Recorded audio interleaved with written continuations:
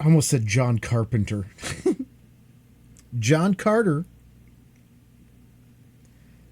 after fighting for the South in the Civil War and losing, went out to the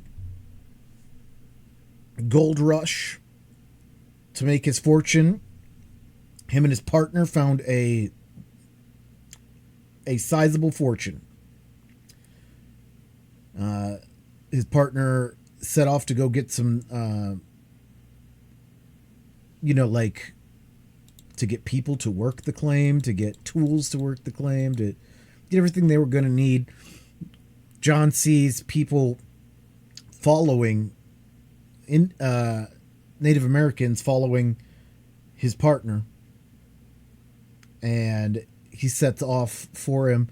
He ends up rescuing his partner's body, but his partner's body is already riddled with arrows, and he is dead. He goes into a cavern trying to escape the Indians, as he calls them. And there's a gas that like knocks him out, and he is like still aware. He's looking through his eyes. He can see the Native Americans creeping up, but he can't move. And a growl behind excites the Native Americans to the point of frenzy, and they are running for their lives, knocking each other over, getting out of town. And he's left by himself there, and he finds himself disassociated from his body. He is there naked, lying on the ground as well, clothed. So he's standing up naked, looking at his body, clothed, and he thinks he might be dead. But as it turns out, it's something entirely different. And he ends up drawn to Mars, visually and then physically. And he comes upon an egg hatching. His first encounter with the Green Martians, who then find him. He comes to realize that on Mars, because of the difference in gravity, his locomotion is incredibly different. It takes him a while to get to walk, but he can leap like incredibly high and or far. And that he's incredibly strong. He ends up killing one Green Martian with a single punch. He also gets into a fight with these white apes, which is another race there. They mention other races. They mention one other mammal as well. And then there's the red Martians, which, as we find, are kind of a blend of a number of different Martians that look more humanish.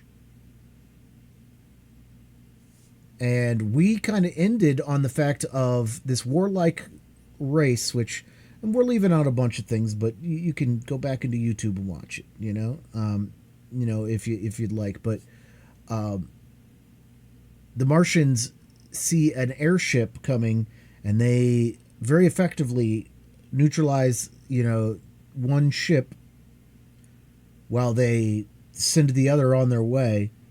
And in looting the ship, they take a hostage who is a princess of Mars. Thus the title. And so that's kind of where we find ourselves, is at the end of that battle, and John Carter gets a first glimpse at this woman, and he is struck. He is struck. He is well on his way to being smitten already. Other notables that we've seen is Larkus, Tars Tharkus, and Sola. with a couple other minor characters that might rise to prominence today. I don't know. We'll see. The interesting thing is that last week was all narration, and today we're going to get into voices. At least that's what it looks like from the next chapter. I didn't read ahead much, but I seen quotes. So, A Princess of Mars by Edgar Rice Burroughs. Chapter 9. I Learned the Language.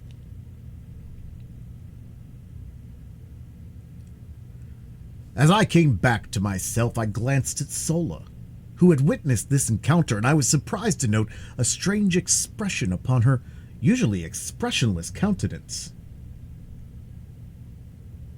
What her thoughts were I did not know, for as yet I had learned but little of the Martian tongue, enough only to suffice for my daily needs.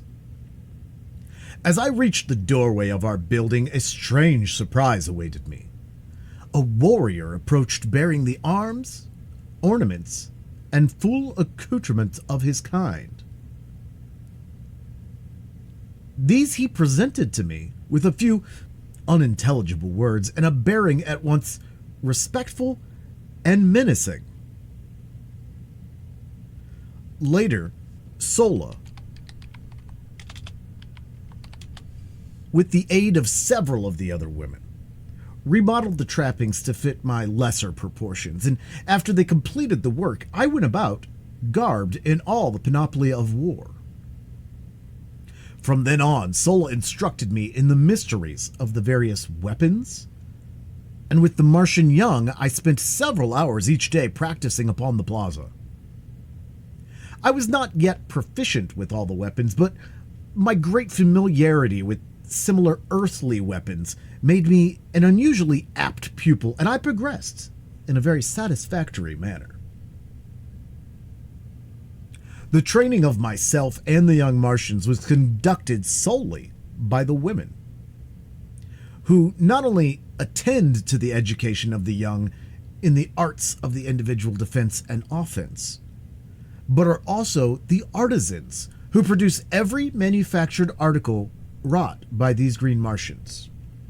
They make the powder, the cartridges, the firearms. In fact, everything of value is produced by the females. In time of actual warfare, they form a part of the reserves, and when the necessity arises, fight with even greater intelligence and ferocity than the men.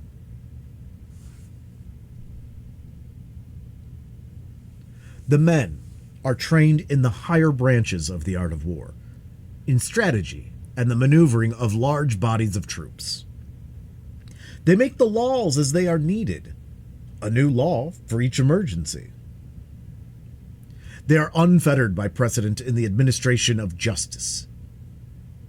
Customs have been handed down by ages of repetition, but the punishment for ignoring a custom is a matter for individual treatment by a jury of the culprit's peers, and I may say that justice seldom misses fire, but seems rather to rule in inverse ratio to the ascendancy of law. In one respect, at least, the Martians are a happy people. They have no lawyers. I did not see the prisoner again for several days subsequent to our first encounter, and then only to catch a fleeting glimpse of her as she was being conducted to the great audience chamber where I had had my first meeting with Lorquist Tomel.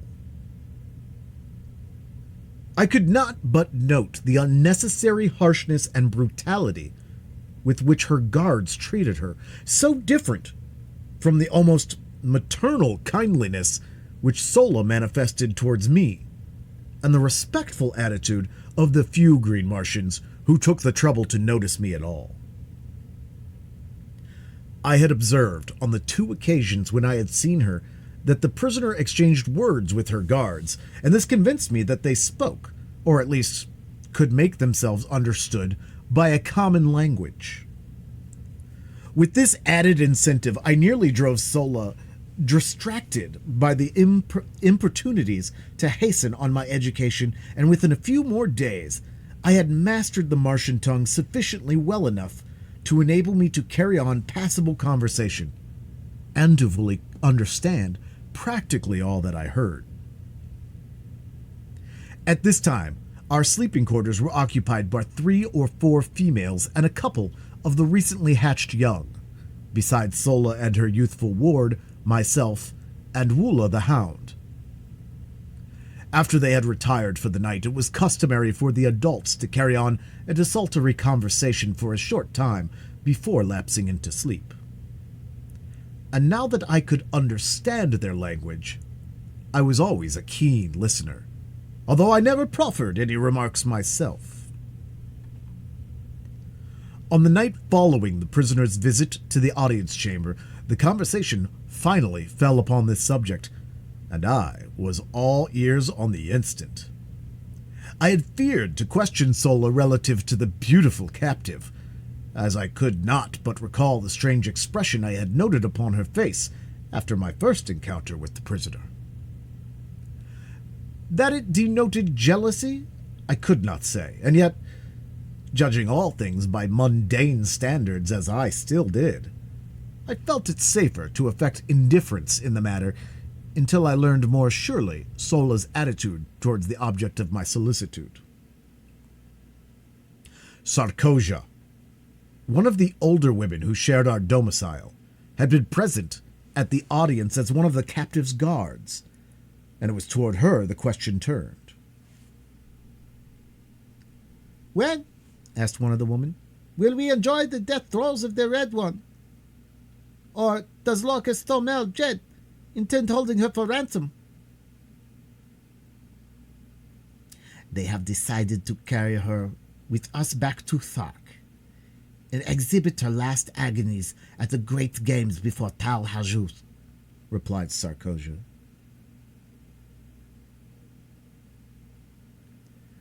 "What will the manner of her going out?" inquired Sola.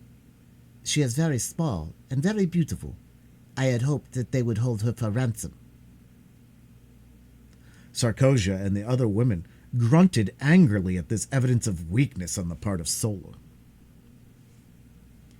"It is sad, Sola, that you were not born 1,000,000 years ago," snapped Sarkosia. "When all the hollows of the land were filled with water, and the peoples were as soft as the stuff they sailed upon. In our day we have progressed to a point where such sentiments mark weakness and atavism. It will not be well for you to permit Tars Tarkus to learn that you hold such degenerate sentiments, as I doubt that he would care to entrust such as you with the grave responsibilities of paternity." "I see nothing wrong with my expression of interest in this red woman," retorted Sola. "She has never harmed us, nor would she have fallen into her hands. It is only the men of her kind who war upon us, and I have ever thought that their attitude toward us is but the reflection of ours toward them. They live at peace with all their fellows, except when duty calls upon them to make war, while we are at peace with none, forever warring among our own kind as well as upon the red men, and even our own communities, the individuals fight amongst themselves. Oh, it is but one continual, awful period of bloodshed from the time we break the shell until we gladly embrace the bosom of the river of mystery, the dark and ancient Is, which carries us to an unknown, but at least no more frightful and terrible existence. Fortunate indeed is he who meets his end in an early death. Say what you please to Tars Tarkas, he could mete out no worse fate to me than a continuation of the horrible existence we are forced to lead in this life." This wild outbreak on the part of Sola so greatly surprised and shocked the other women that, after a few words of general reprimand, they all lapsed into silence and were soon asleep. One thing the episode had accomplished was to assure me of Sola's friendliness towards the poor girl, and also to convince me that I had been extremely fortunate in falling into her hands, rather than those of some of the other females. I knew that she was fond of me, and now that I had discovered that she hated cruelty and barbarity, I was confident that I could depend upon her to aid me and the girl captive to escape, provided, of course, that such a thing was within the range of possibilities. I did not even know that there were any better conditions to escape to, but I was more than willing to take my chances among people fashioned after my own mold, rather than to remain longer among the hideous and bloodthirsty green men of Mars. But where to go, and how, was as much a puzzle to me as the age-old search for the spring of eternal life has been to earthly men since the beginning of time. I decided that at the first opportunity I would take Sola into my confidence and openly ask her to aid me, and with this resolution strongly upon me, I turned among my silks and furs and slept the dreamless and refreshing sleep of Mars. End of Chapter 9. Chapter 10. Champion and Chief. Early the next morning I was astir. Considerable freedom was allowed me, as Sola had informed me that so long as I did not attempt to leave the city, I was free to go and come as I pleased. She had warned me, however, against venturing forth unarmed, as this city, like all other deserted metropolises of an ancient Martian civilization, was peopled by the great white apes of my second day's adventure. In advising me that I must not leave the boundaries of the city, Sola had explained that Woola would prevent this anyway should I attempt it, and she warned me most urgently not to arouse his fierce nature by ignoring his warnings should I venture too close to the forbidden territory. His nature was such, she said, that he would bring me back into the city dead or alive should I persist in opposing him. Preferably dead, she added. On this morning, I had chosen a new street to explore when suddenly I found myself at the limits of the city. Before me were low hills pierced by narrow and inviting ravines. I longed to explore the country before me and, like the pioneer stock from which I sprang, to view what the landscape beyond the encircling hills might disclose from the summits which shut out my view. It also occurred to me that this would prove an excellent opportunity to test the qualities of Woola. I was convinced that the brute loved me. I had seen more evidences of affection in him than any other Martian animal, man or beast, and I was sure that gratitude for the acts that had twice saved his life would more than outweigh his loyalty to the duty imposed upon him by cruel and loveless masters. As I approached the boundary line, Woola ran anxiously before me and thrust his body against my legs. His expression was pleading rather than ferocious, nor did he bare his great tusks or utter his fearful guttural warnings. Denied the friendship and companionship of my kind, I had developed considerable affection for Woola and Sola. For the normal earthly man must have some outlet for his natural affections, and so I decided upon appeal to a like instinct in this great brute, sure that I would not be disappointed. I had never petted nor fondled him, but now I sat upon the ground, and putting my arms around his heavy neck, I stroked and coaxed him, talking in my newly acquired Martian tongue, as I would have to my hound at home, as I would have talked to any friend among the lower animals. His response to my manifestation of affection was remarkable to a degree. He stretched his great mouth to its full width, baring the entire expanse of his upper rows of tusks, and wrinkling his snout until his great eyes were almost hidden by the folds of flesh. If you've ever seen a collie smile, you may have some idea of Woola's facial distortion.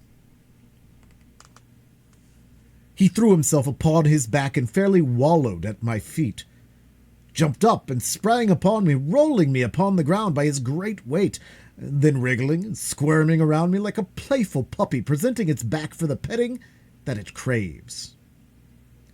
I could not resist the ludicrousness of the spectacle, and holding my sides, I rocked back and forth in the first laughter which had passed my lips in many days. The first, in fact, since the morning Powell had left camp when his horse, long unused, had precipitately and unexpectedly bucked him off head foremost into a pot of frijoles. My laughter frightened Woola. His antics ceased, and he crawled pitifully toward me, poking his ugly head far into my lap. And then I remembered what laughter signified on Mars: torture, suffering, death. Quieting myself, I rubbed the poor old fellow's head and back, talked to him for a few minutes, and then in an authoritative tone commanded him to follow me, and arising, started for the hills. There was no further question of authority between us. Woola was my devoted slave from that moment hence, and I his only undisputed master. My walk to the hills occupied but a few minutes, and I found nothing of particular interest to reward me.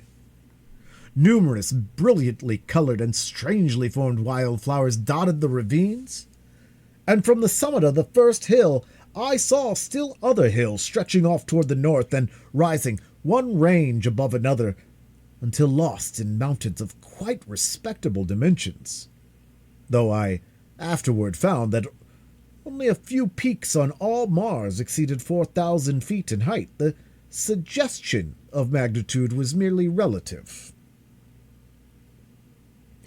My morning's walk had been large an importance to me, for it had resulted in a perfect understanding with Woola, upon whom Tarkis relied for my safekeeping. I now knew that, while theoretically still a prisoner, I was virtually free, and I hastened to regain the city limits before the defection of Woola could be discovered by his erstwhile masters. The adventure decided me never again to leave the limits of my prescribed stamping grounds until I was ready to venture forth for good and all, as it would certainly result in a curtailment of my liberties as well as a probable death of Woola were we to be discovered. On regaining the plaza, I had my third glimpse of the captive girl. She was standing with her guards before the entrance to the audience chamber, and as I approached, she gave me one haughty glance and turned her back full upon me. The act was so womanly, so earthly womanly, that though it stung my pride, it also warmed my heart with a feeling of companionship. It was good to know that someone else on Mars besides myself had human instincts of a civilized order, even though the manifestation of them was so painful and mortifying. Had a green Martian woman desired to show dislike or contempt, she would, in all likelihood, have done it with a sword thrust or movement of her trigger finger. But as their sentiments were mostly atrophied, it would have required a serious injury to have aroused such passions in them. Sola, let me add, was an exception. I never saw her perform a cruel or uncouth act, or fail in uniform kindliness and good nature. She was indeed, as her fellow Martian had said of her, an atavism, a dear and precious reversion to a former type of love and loving ancestor. Seeing that the prisoner seemed the center of attraction, I halted to view the proceedings. I had not long to wait, for presently Lorquist Tomel and his retinue of chieftains approached the building and, signing the guards to follow with the prisoner, entered the audience chamber.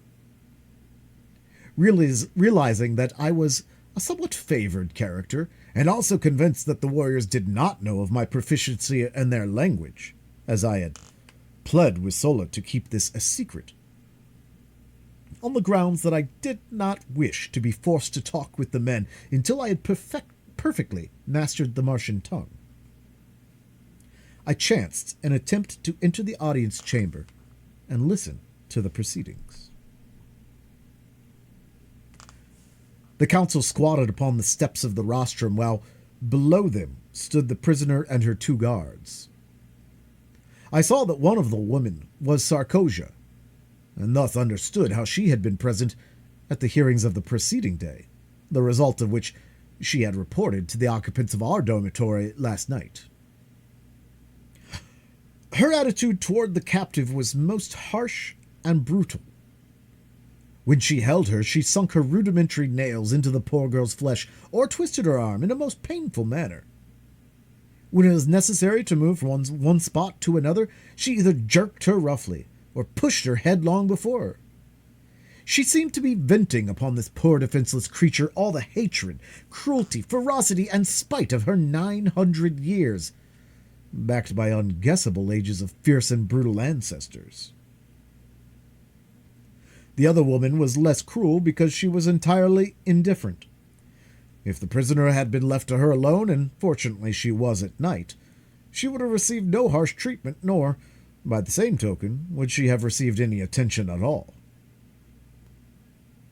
As Lorcas Tomel raised his eyes to address the prisoner, they fell on me, and he turned to Tars Tarkas with a word and a gesture of impatience. Tars Tarkas made some reply which I could not catch, but which caused Lorcas Tomel to smile, after which they paid no further attention to me. "What is your name?" asked Lorcas Tomel, addressing the prisoner. Deja Thoris, daughter of Mors Kajak of Helium. "And the nature of your expedition?" he continued. It was a purely scientific research party sent out by my father's father, the Jeddak of Helium, to rechart the air currents and to take atmospheric density tests, replied the fair prisoner in a low, well-modulated voice. We were unprepared for battle, she continued, as we were on a peaceful mission, as our banners and the colors of our craft denoted. The work we were doing was as much in your interest as in ours, for you know full well that were it not for our labors and the fruits of our scientific operations, there would not be enough air or water on Mars to support a single human life. For ages we have maintained the air and water supply at practically the same point without an appreciable loss, and we have done this in the face of the brutal and ignorant interference of you green men. Why, oh, why will you not learn to live in amity with your fellows? Must you ever go on down the ages to your final extinction, but little above the plane of the dumb brutes that serve you? A people without written language, without art, without homes, without love. The victims of eons of the horrible community idea. Owning everything in common, even to your women and children, has resulted in your owning nothing in common. You hate each other as you hate all else except yourselves. Come back to the ways of your common ancestors. Come back to the light of kindliness and fellowship. The way is open to you. You will find the hands of the red men stretched out to aid you. Together, we may do still more to regenerate our dying planet. The granddaughter of the greatest and mightiest of the Red Jeddaks has asked you, will you come? Lorcas Tomel and the warriors sat looking silently and intently at the young woman for several moments after she had ceased speaking. What was passing in their minds no man may know, but that they were moved I truly believe. And if one man high among them had been strong enough to rise above custom, that moment would have marked a new and mighty era for Mars. I saw Tars Tarkas rise to speak, and on his face was such an expression as I had never seen upon the countenance of a green Martian warrior. It bespoke an inward and mighty battle with self, with heredity, with age-old custom, and as he opened his mouth to speak, a look almost of benignity, of kindliness, momentarily lighted up his fierce and terrible countenance.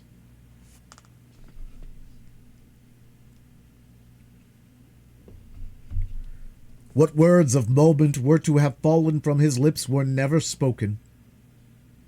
As just then a young warrior, evidently sensing the trend and thought among the older men, leaped down from the steps of the rostrum and, striking the frail captive a powerful blow across the face, which felled her to the floor, placed his foot upon her prostrate form, and, turning towards the assembled council, broke into peals of horrid, mirthless laughter.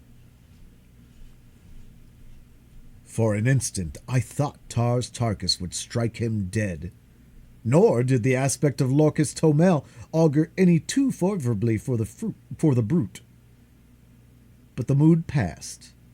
Their old selves reasserted their ascendancy, and they smiled.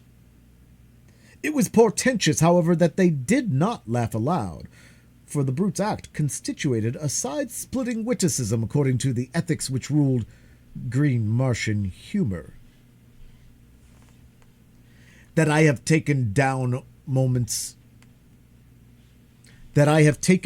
to write down a part of what occurred as that blow fell does not signify that I remained inactive for any such length of time. I think I must have sensed something of what was coming, for I realized now that I was crouched as for a spring as I saw the blow aimed at her beautiful, upturned, pleading face, and ere the hand descended, I was halfway across the hall. Scarcely had this hideous laugh rang out but once when I was upon him. The brute was 12 feet in height and armed to the teeth, but I believe that I could have accounted for the whole roomful in the terrific intensity of my rage. Springing upward, I struck him full in the face as he turned at my warning cry, and then as he drew his short sword, I drew mine and sprang again upon his breast, hooking one leg over the butt of his pistol and grasping one of his huge tusks with my left hand while I delivered blow after blow upon his enormous chest. He could not use his short sword to advantage because I was too close to him, nor could he draw his pistol, which he attempted to do in direct opposition to Martian custom, which says that you may not fight a fellow warrior in private combat with any other than the weapon with which you are attacked. In fact, he could do nothing but make a wild and futile attempt to dislodge me. With all his immense bulk, he was little if any stronger than I, and it was but the matter of a moment or two before he sank, bleeding and lifeless, to the floor. Dejah Thoris had raised herself upon one elbow and was watching the battle with wide, staring eyes. When I regained my feet, I raised her in my arms and bore her to one of the benches at the side of the room. Again, no Martian interfered with me, and tearing a piece of silk from my cape, I endeavored to staunch the flow of blood from her nostrils. I was soon successful, as her injuries amounted to little more than an ordinary nosebleed, and when she could speak, she placed her hand upon my arm and, looking into my eyes, said, "Why did you do it? You who refused me even friendly recognition in the first hour of my peril, and now you risk your life and kill one of your companions for my sake? I cannot understand. What strange manner of man are you that you consort with the green men, though your form is that of my race, while your color is little darker than that of the white ape? Tell me, are you human, or are you more than human?"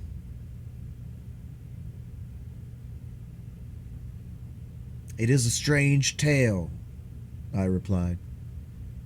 "Too long to attempt to tell you now, and one which I so much doubt the credibility of myself that I fear to hope that others will believe it. Suffice it for the present that I am your friend, and, so far as our captors will permit, your protector and your servant."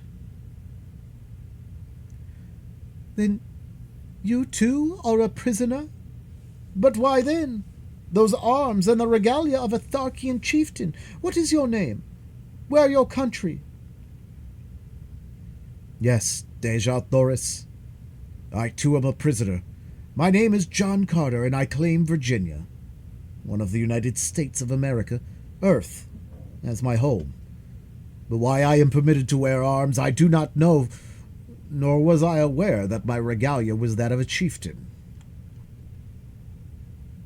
We were interrupted at this juncture by the approach of one of the warriors, bearing arms, accoutrements, and ornaments, and in a flash one of her questions was answered, and a puzzle cleared up for me. I saw that the body of my dead antagonist had been stripped, and I read in the menacing yet respectful attitude of the warrior who brought me these trophies of the kill the same demeanor as that evinced by the other who had brought me my original equipment, and now for the first time I realized that my blow, on the occasion of my first battle in the audience chamber, had resulted in the death of my adversary. The reason for the whole attitude displayed towards me was now apparent. I had won my spurs, so to speak, and in the crude justice which always marks Martian dealings, which, among other things, has caused me to call her the planet of paradoxes, I was awarded the honors due a conqueror, the trappings and the position of the man I killed. In truth, I was a Martian chieftain, and this I learned later was the cause of my great freedom and my toleration in the audience chamber. As I turned to receive the dead warrior's chattels, I had noticed that Tars Tarkas and several others had pushed forward towards us, and the eyes of the former rested upon me in a most quizzical manner. Finally he addressed me.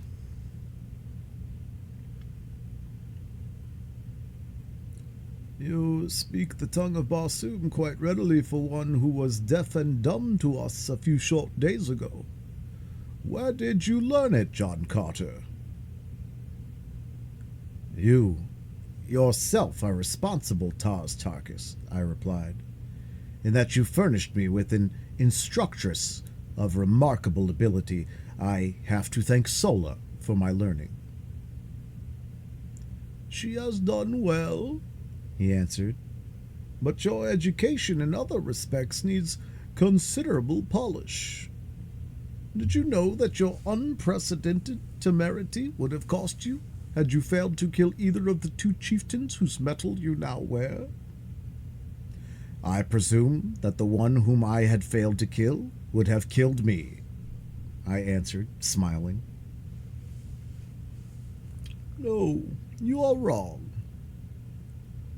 Only in the last extremity of self-defense would a Martian warrior kill a prisoner. We like to save them for other purposes. And his face bespoke possibilities that were not pleasant to dwell upon.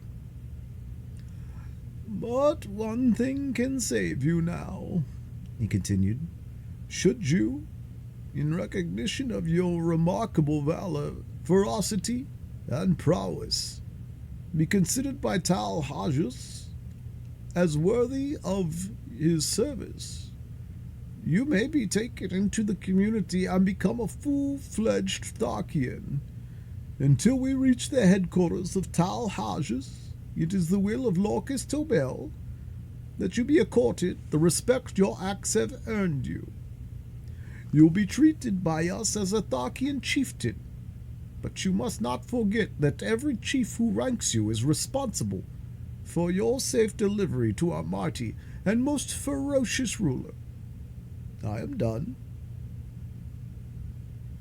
I hear you, Tars Tarkas, I answered. As you know, I am not of Barsoom. Your ways are not my ways, and I can only act in the future as I have in the past, in accordance with the dictates of my conscience and guided by the standards of mine own people. If you will leave me alone, I will go in peace, but if not, let the individual Barsoomians with whom I must deal either respect my rights as a stranger among you, or take whatever consequences may befall.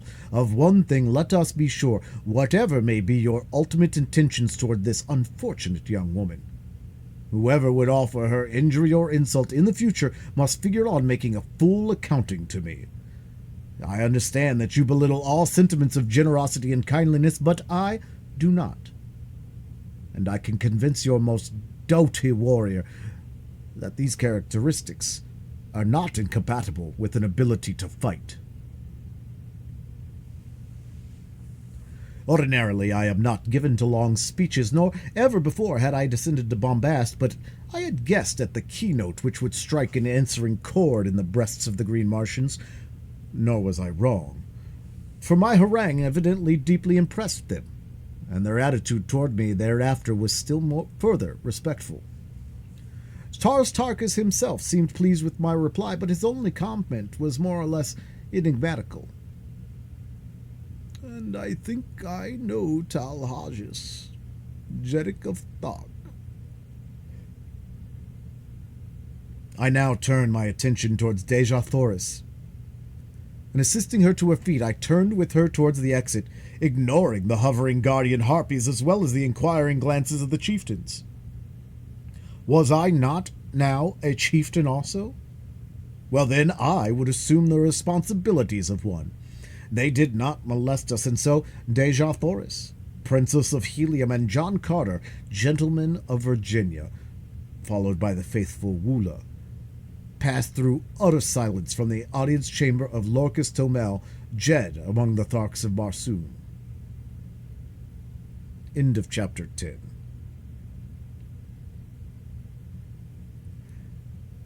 Chapter 11. With Dejah Thoris. As we reached the open, the two female guards who had been detailed to watch over Dejah Thoris hurried up and made as though to assume custody of her once more. The poor child shrank against me, and I felt her two little hands fold tightly over my arm. Waving the women away, I informed them that Sola would attend the captive hereafter, and I further warned Sarkosia that any more of her cruel attentions bestowed upon Dejah Thoris would result in Sarkosia's sudden and painful demise. My threat was unfortunate, and resulted in more harm than good to Dejah Thoris, for, as I learned later, men do not kill women upon Mars, nor women men. So Sarkosia merely gave us an ugly look and departed to hatch up deviltries against us. I soon found Sol and explained to her that I had wished her to guard Dejah Thoris as she had guarded me, that I wished her to find other quarters where they would not be molested by Sarkosia, and I finally informed her that I myself would take up quarters among the men. Sola glanced at the accoutrements which were carried in my hand and slung across my shoulder.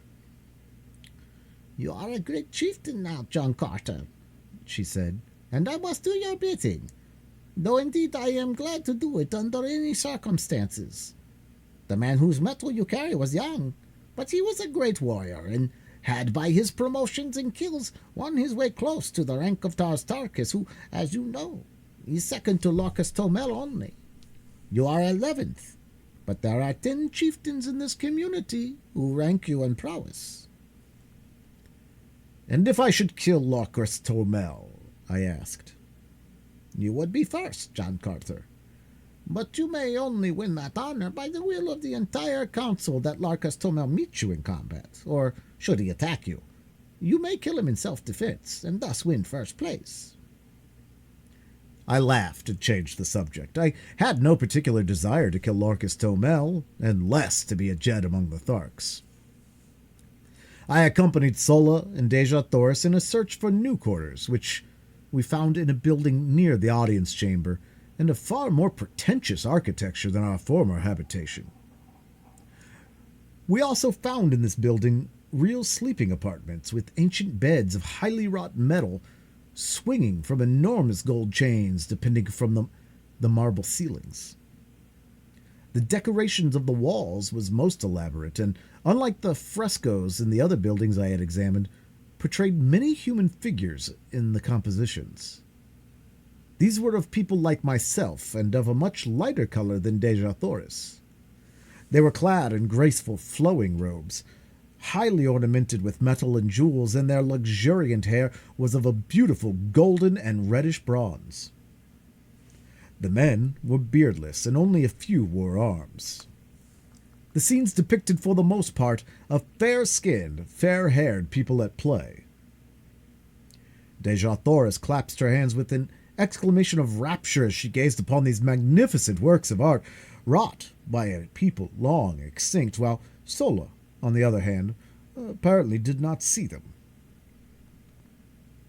We decided to use this room, on the second floor and overlooking the plaza, for Dejah Thoris and Sola, and another room adjoining and in the rear for the cooking and supplies. I then dispatched Sola to bring the bedding and such food and utensils as she might need, telling her that I would guard Dejah Thoris until her return. As Sola departed, Dejah Thoris turned to me with a faint smile. "And where to, then, would your prisoner escape should you leave her? Unless it was to follow you and crave your protection and ask your pardon for the cruel thoughts she has harbored against you these past few days." "You're right," I answered. "There is no escape for either of us unless we go together." "I heard your challenge to the creature you call Tarkis, and I think I understand your position among these people, but what I cannot fathom is that your statement that you are not of Barsoom." "In the name of my first ancestor, then." "In the name of my first ancestor, then," she continued. "Where may you be from? You are unlike my people, and yet so unlike. You speak my language, and yet I have heard you tell Tarkis that you had but learned it recently. All Barsoomians speak the same tongue from the ice-clad south to the ice-clad north, though their written languages differ. Only in the Valley Dor, where the river Is empties into the lost sea of Chorus, is there supposed to be a different language spoken, and, except in the legends of our ancestors, there is no record of a Barsoomian returning up to the river Is, from the shores of Chorus into the Valley of Dor. Do not tell me you have thus returned. They would kill you horribly upon the surface of Barsoom if that were true. Tell me it is not." Her eyes were filled with a strange, weird light. Her voice was pleading, and her little hands, reached up upon my breast, were pressed against me, as though to wring a denial from my heart. "I do not know your customs, Dejah Thoris, but in my own Virginia a gentleman does not lie to save himself. I am not of Dor. I have never seen the mysterious Is. The lost sea of Chorus is still lost so far as I am concerned. Do you believe me?" And then it struck me suddenly that I was very anxious that she should believe me. It was not that I feared the results which would follow a general belief that I had returned from the Barsoomian heaven or hell, whatever it was. Why was it, then? Why should I care what she thought? I looked down at her beautiful face upturned, and her wondrous eyes opening up the very depth of her soul, and as my eyes met hers, I knew why. And I shuddered. A similar wave of feeling seemed to stir her. She drew away from me with a sigh, and with her earnest, beautiful face turned up to mine, she whispered, "I believe you, John Carter. I do not know what a gentleman is, nor have I ever heard before of Virginia, but on Barsoom no man lies. If he does not wish to speak the truth, he is silent. Where is this Virginia, your country, John Carter?" she asked, and it seemed that this fair name of my fair land had never sounded more beautiful than as it fell from those perfect lips on that far-gone day. "I am of another world," I answered. "The great planet Earth, which revolves about our common sun, and next within the orbit of your Barsoom, which we know as Mars. How I came here I cannot tell you, for I do not know. But here I am, and since my presence has permitted to serve Dejah Thoris, I am glad that I am here." She gazed at me with troubled eyes long and questioningly.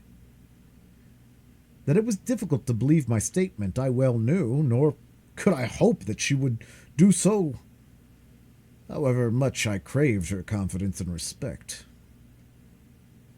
I would rather, much rather, not have told her anything of my antecedents, but no man could look into the depth of those eyes and refuse her slightest behest. Finally she smiled, and rising, said, "I shall have to believe even though I cannot understand. I can readily perceive that you are not Barsoom of today. You are like us, yet different.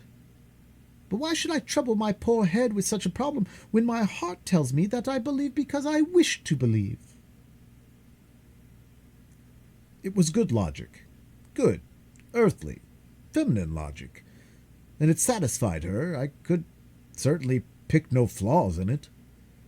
As a matter of fact, it was about the only kind of logic that could be brought to bear upon my problem. We fell into a general conversation then, asking and answering many questions on each side. She was curious to learn of the customs of my people, and displayed a remarkable knowledge of events on earth. When I questioned her closely on this seeming familiarity with earthly things, she laughed and cried out, "Why, every schoolboy on Barsoom knows the geography and much concerning the fauna and flora, as well as the history of your planet fully and well as his own. Can we not see everything which takes place upon earth, as you call it? Is it not hanging there in the heavens in plain sight?" This baffled me, I must confess. Fully as much as my statements had confounded her, and I told her so. She then explained, in general, the instruments her people had used and been perfecting for ages, which permit them to throw upon a screen a perfect image of what is transpiring upon any planet and upon many of the stars.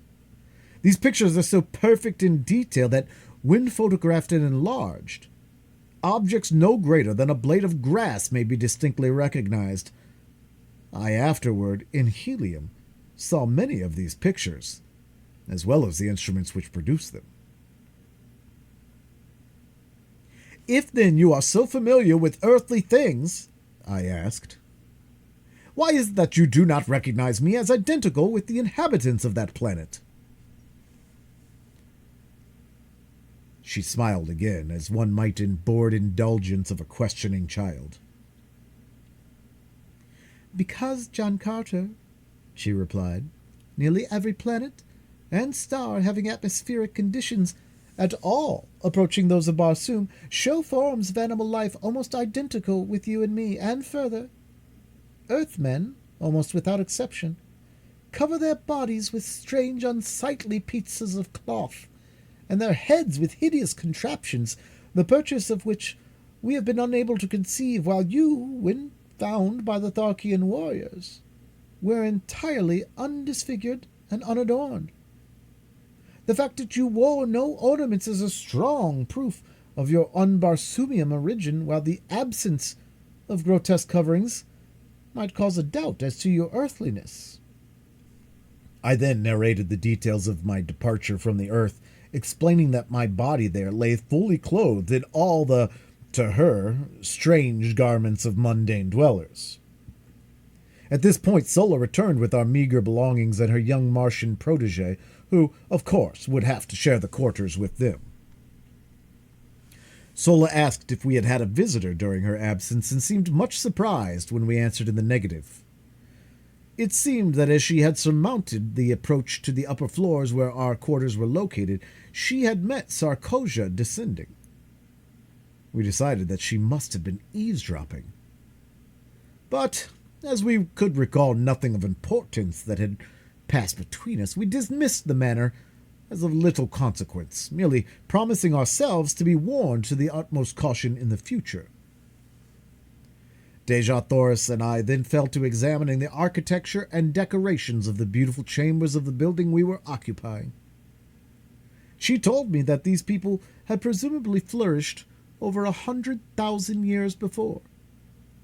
They were the early progenitors of her race, but had mixed with the great race of early Martians who were very dark, almost black, and also with the reddish-yellow race which had flourished at the same time.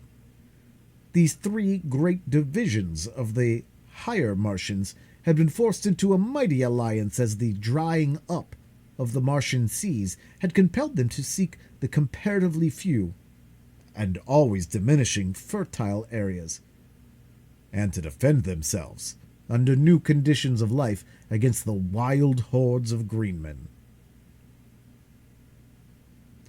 Ages of close relationship and intermarrying had resulted in the race of red men, of which Dejathoris was a fair and beautiful daughter.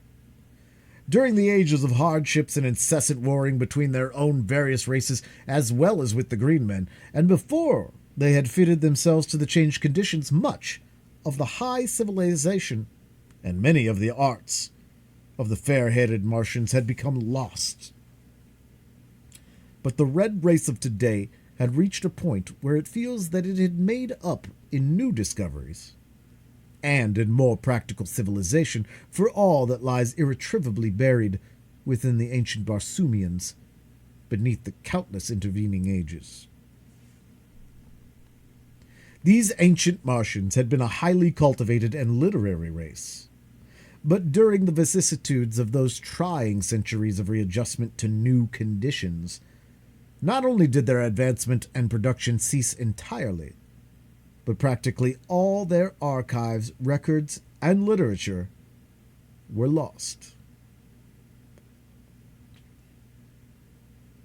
Dejathoris related many interesting facts and legends concerning this lost race of noble and kindly people. She said that the city in which we were camping was supposed to have been a center of commerce and culture known as Korad. It had been built upon a beautiful natural harbor, landlocked by magnificent hills.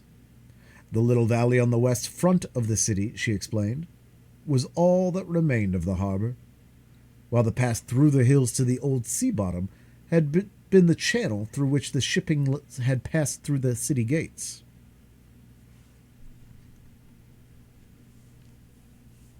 The shores of the ancient seas were dotted with just such cities, and lesser ones, in diminishing numbers, were to be found converging towards the center of the oceans as the people had found it necessary to follow the receding waters, until necessity had forced them upon their ultimate salvation, the so-called Martian canals. We had been so engrossed in exploration of the building and in our conversation that it was late in the afternoon before we realized it. We were brought back to a realization of our present conditions by a messenger bearing a summons from Lorcus Tomel, directing me to appear before him forthwith.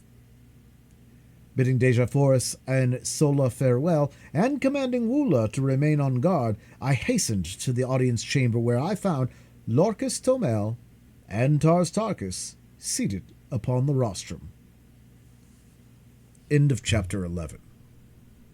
Chapter 12. A Prisoner with Power. As I entered and saluted, Lorcus Tomel signaled me to advance, and, fixing his great hideous eyes upon me, addressed me thus. You have been with us a few days, yet during that time you have by your prowess won a high position among us. Be that as it may, you are not one of us. You owe us no allegiance. Your position is a peculiar one, he continued. You are a prisoner, and yet you give commands which must be obeyed. You are an alien, and yet you are a Tharkian chieftain. You are a midget, and yet you can kill a mighty warrior with one blow of your fist. And now you are reported to have been plotting to escape with another prisoner of another race, a prisoner who, from her own admission, half believes you are returned from the Valley of Dor. Either one of these accusations, if proved, would be sufficient grounds for your execution. But we are a just people, and you shall have a trial on our return to Thark, if Tal Hajus so commands. But, he continued in his fierce guttural tones, If you have run off with the red girl, it is I who shall have to account to Talhages.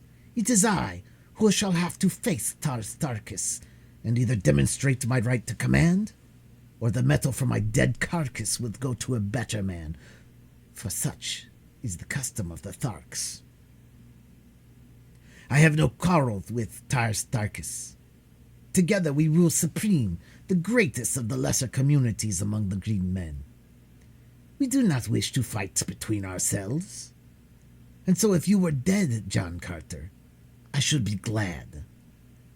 Under 2 conditions only, however, may you be killed by us without orders from Talhages. In personal combat and self-defense, should you attack one of us. Or were you apprehended in an attempt to escape.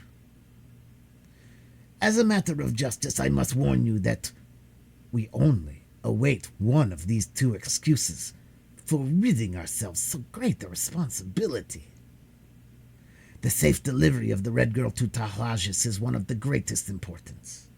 Not in 1,000 years have the Tharks made such a capture.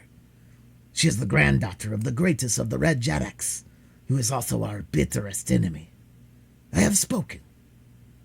The Red Girl told us that we were without the softer sentiments of humanity. But we are a just and truthful race. You may go. Turning, I left the audience chamber. So this was the beginning of Sokoja's persecution. I knew that none other could be responsible for this report which had reached the ears of Lorcas Tomel so quickly. And now I recalled those portions of our conversation which had touched upon escape and upon my origin. Sarkoja was at this time Tarstarchus's oldest and most trusted female. As such, she was a mighty power behind the throne, for no warrior had the confidence of Lorcas Tomel to such an extent as did his ablest lieutenant, Tarstarchus. However, instead of putting thoughts of possible escape from my mind, my audience with Lorcas Tomel only served to center my every faculty on this subject. Now, more than before, the absolute necessity for escape, insofar as Dejah Thoris was concerned, was impressed upon me, for I was convinced that some horrible fate awaited her at the headquarters of Talhages.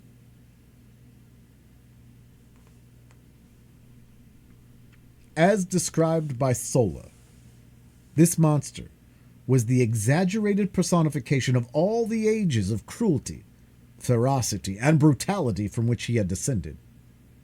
Cold, cunning, calculating, he was also, in marked contrast to most of his fellows, a slave to that brute passion which the waning demands for procreation upon their dying planet has almost stilled in the Martian breast.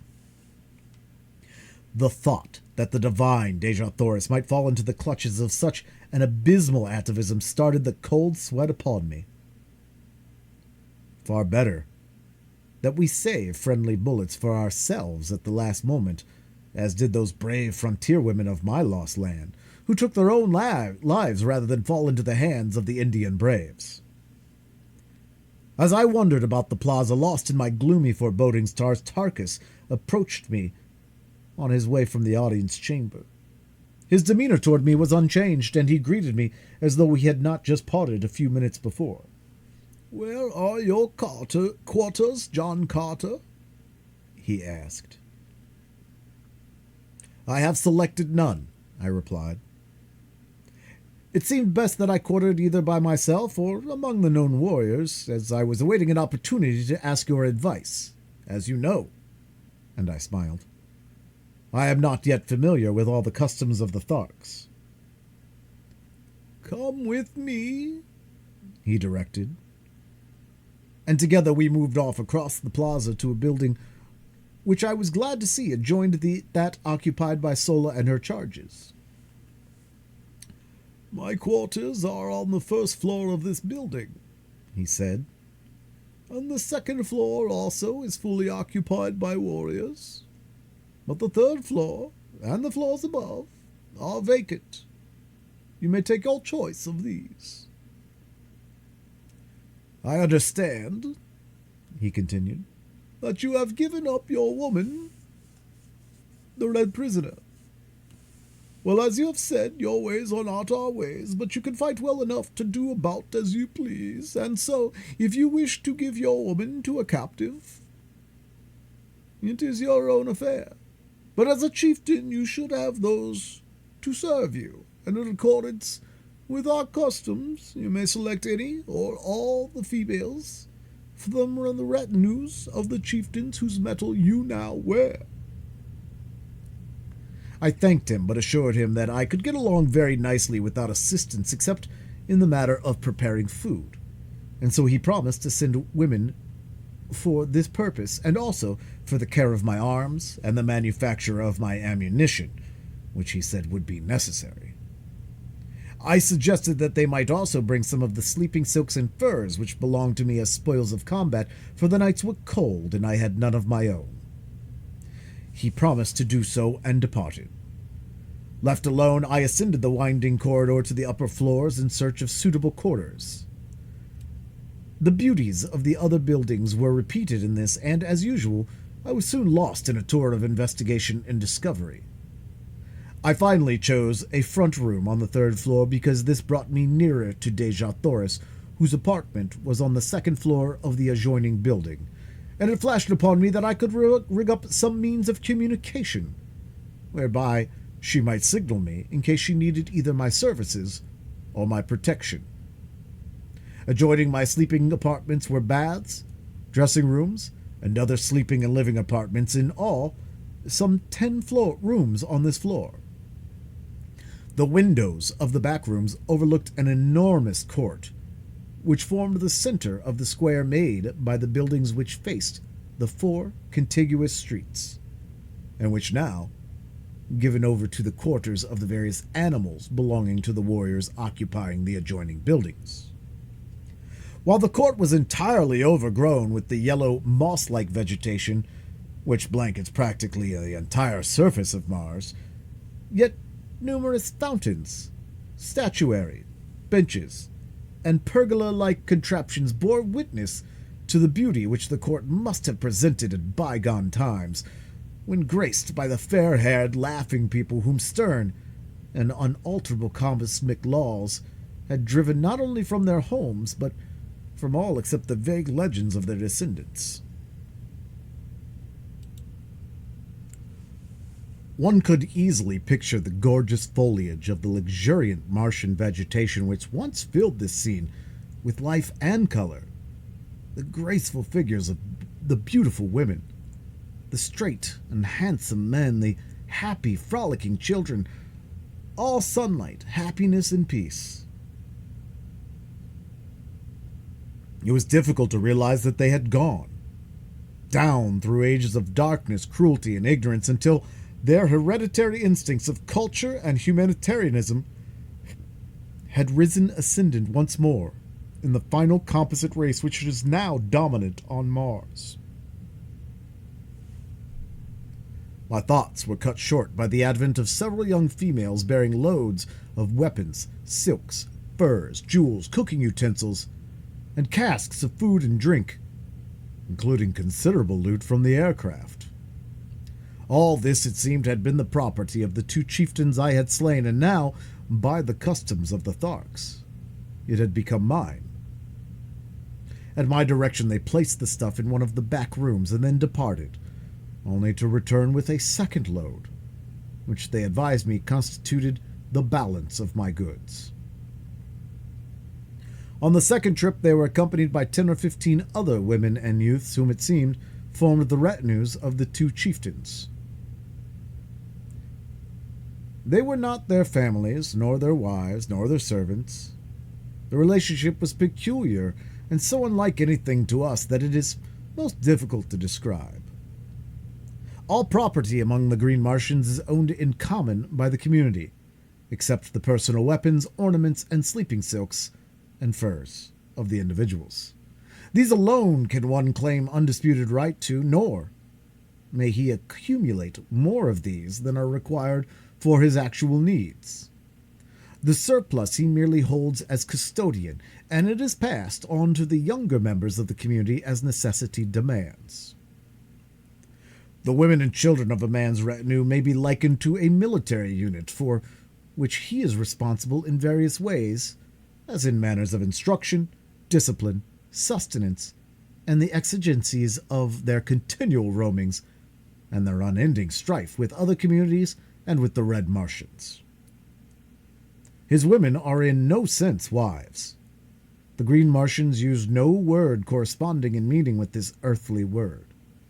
Their mating is a matter of community interest solely, and is directed without reference to natural selection. The Council of Chieftains of each community control the matter as surely as the owner of a Kentucky racing stud directs the scientific breeding of his stock for the improvements of the whole.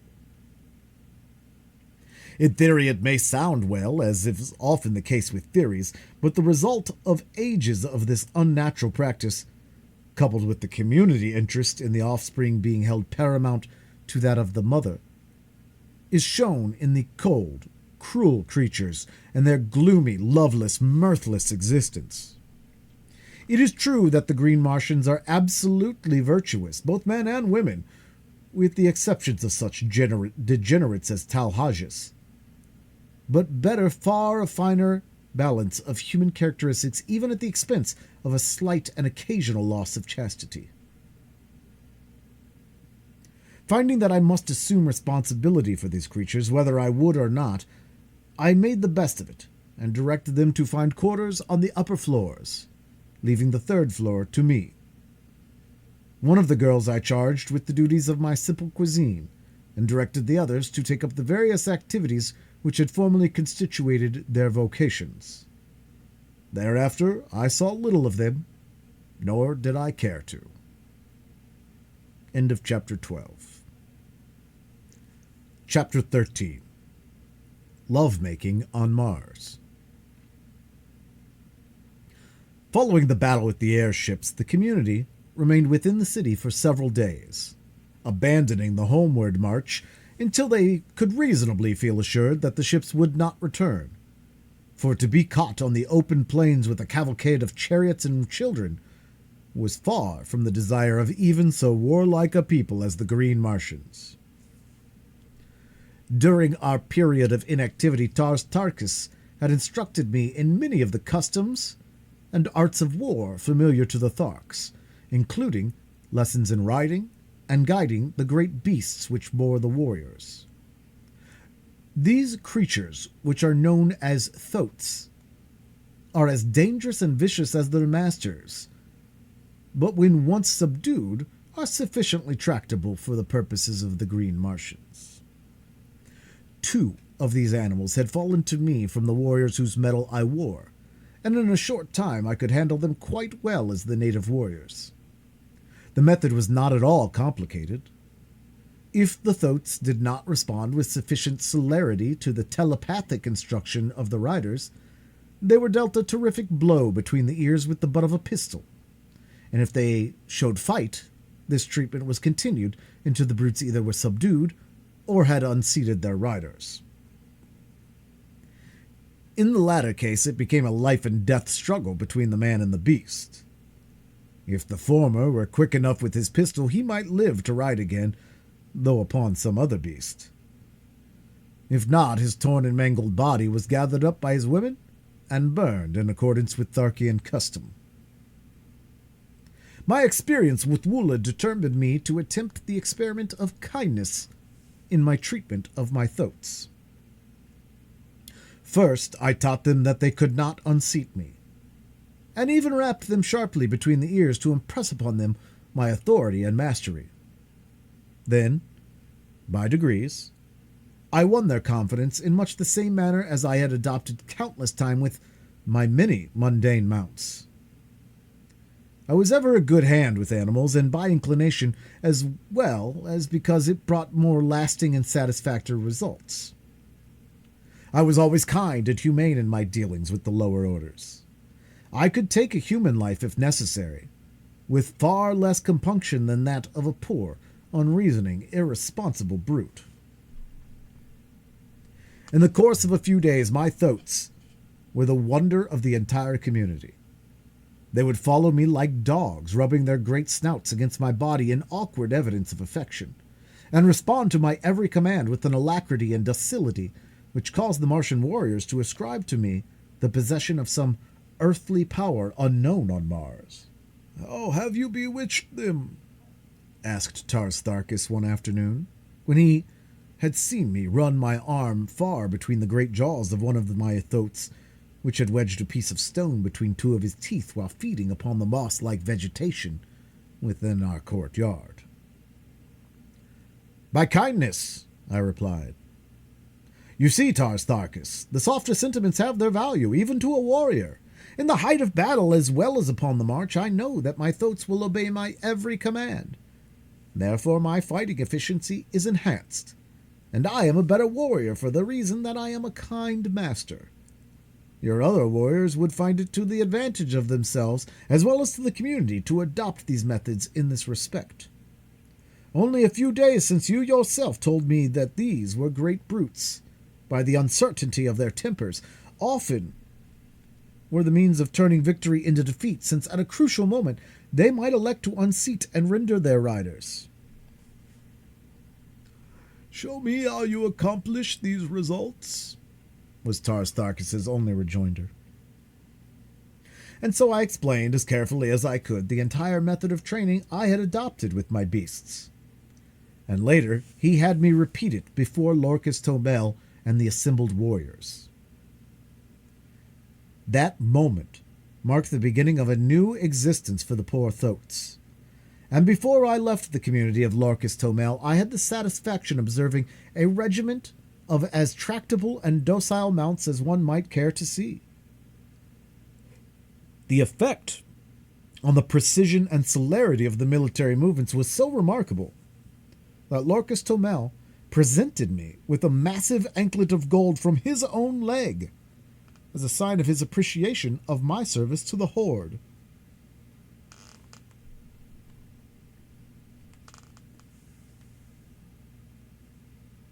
On the 7th day following the battle with the aircraft, we again took up the march toward Thark, all probability of another attack being deemed remote by Lorcus Tomel.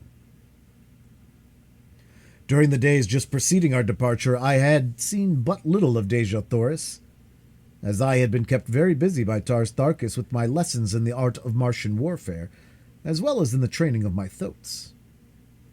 The few times I had visited her quarters, she had been absent, walking upon the streets with Sola, or investigating the buildings in the near vicinity of the plaza.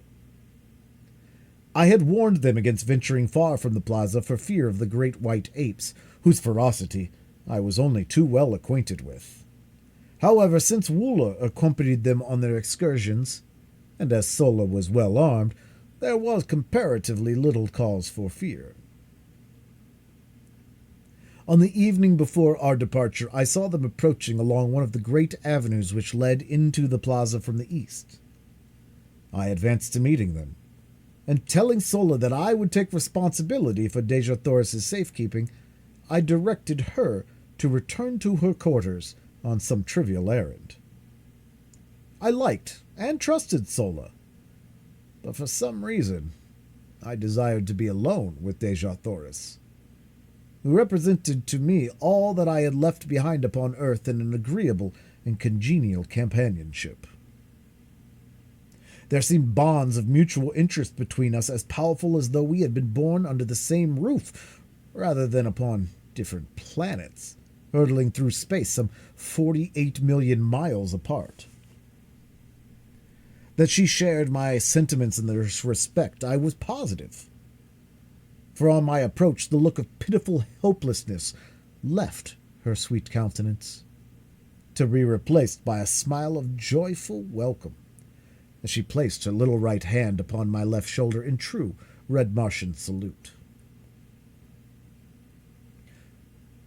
"Sarkosia told Solja that you had become a true Thark," she said, "and that I would now see no more of you than of any of the other warriors."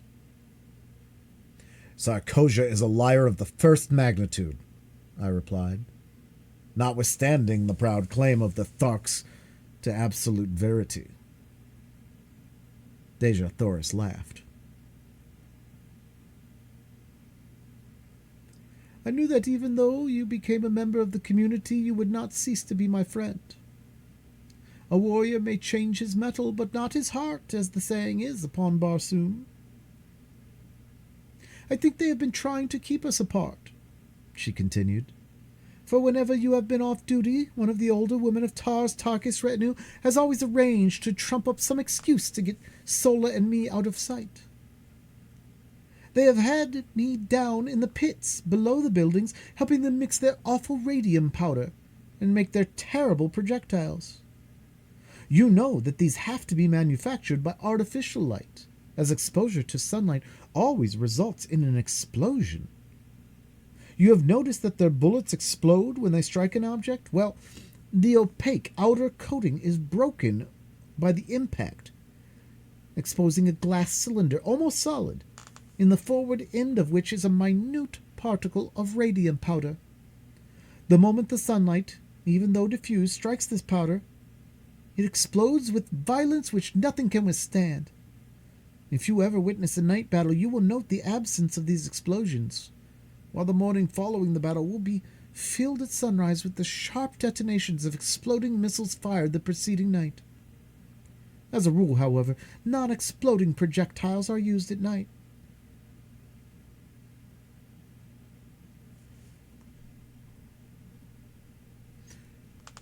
Well, I was much interested in Deja Thoris's explanation of this wonderful adjunct to Martian warfare. I was concerned by the immediate problem of their treatment of her.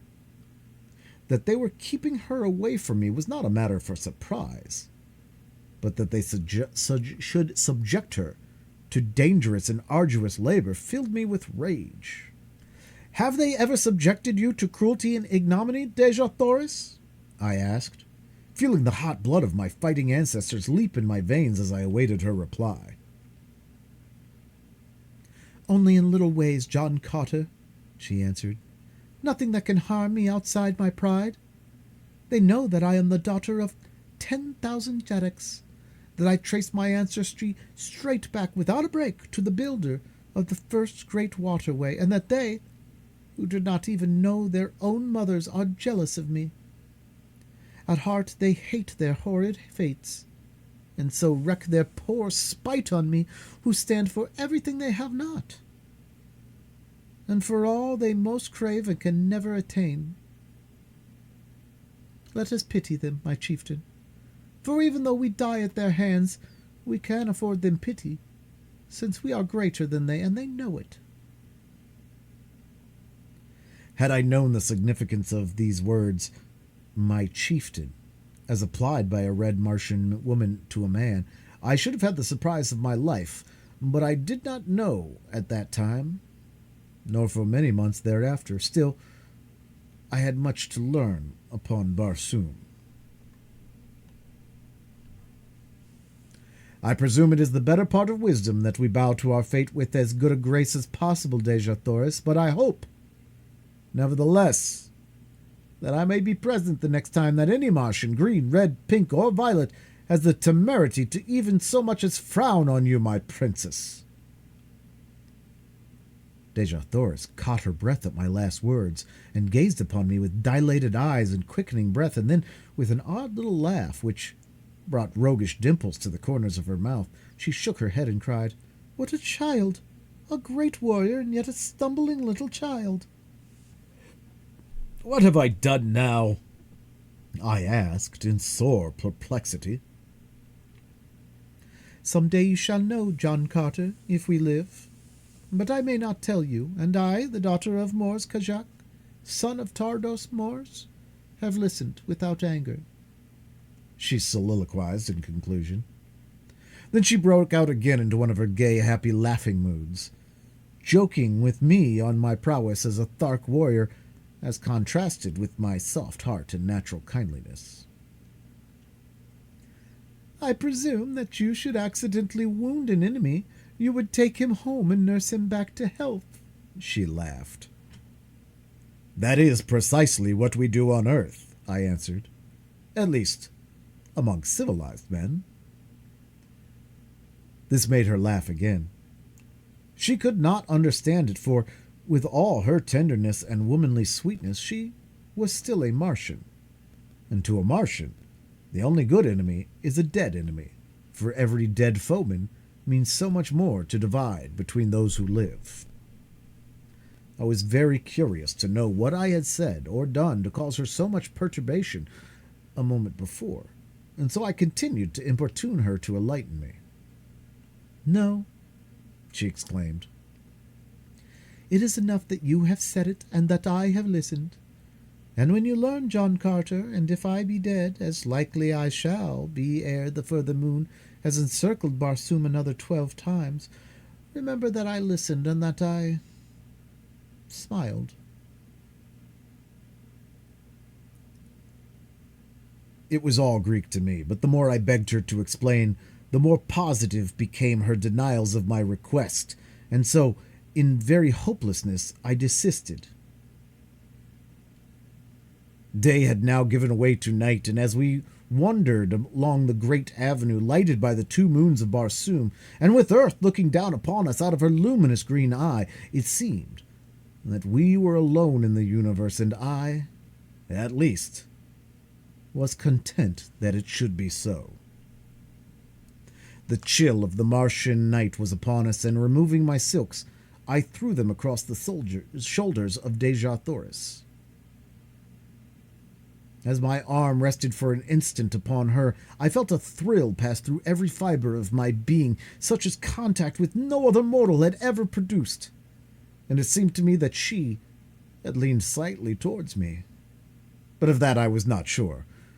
Only I knew that my arm rested there across her shoulders longer than the act of adjusting the silk required. She did not draw away, nor did she speak. And so, in silence, we walked the surface of a dying world. But in the breast of one of us, at least, had been born that which is ever oldest, yet ever anew. I loved Dejah Thoris. The touch of my arm upon her naked shoulder had spoken to me in words I would not mistake, and I knew that I had loved her since the first moment my eyes had met hers, that first time in the plaza of the dead city of Korad. End of chapter 13. Chapter 14. A duel to the death. My first impulse was to tell her of my love, and then I thought of the helplessness of her position, wherein I alone could lighten the burdens of her captivity and protect her in my poor way against the thousands of hereditary enemies she must face upon our arrival at Thark. I could not chance causing her additional pain or sorrow by declaring a love which, in all probability, she did not return. Should I be so indiscreet, her position would be even more unbearable than now. And the thought that she might feel that I was taking advantage of her helplessness to influence her decision was the final argument which sealed my lips. "Why are you so quiet, Dejah Thoris?" I asked. "Possibly you would rather return to Sola and your quarters?" "No," she murmured. "I am happy here. I do not know why it is that I should always be happy and contented when you, John Carter, a stranger, are with me. Yet at such times it seems that I am safe, and that with you I shall soon return to my father's court and feel his strong arms about me and my mother's tears and kisses on my cheek." "Do people kiss, then, upon Barsoom?" I asked, when she had explained the word she used in answer to my inquiry as to its meaning. "Parents, brothers, and sisters, yes, and," she added in a low, thoughtful tone, "lovers." "And you, Dejah Thoris, have parents and brothers and sisters?" Yes. And a lover? She was silent, nor could I venture to repeat the question.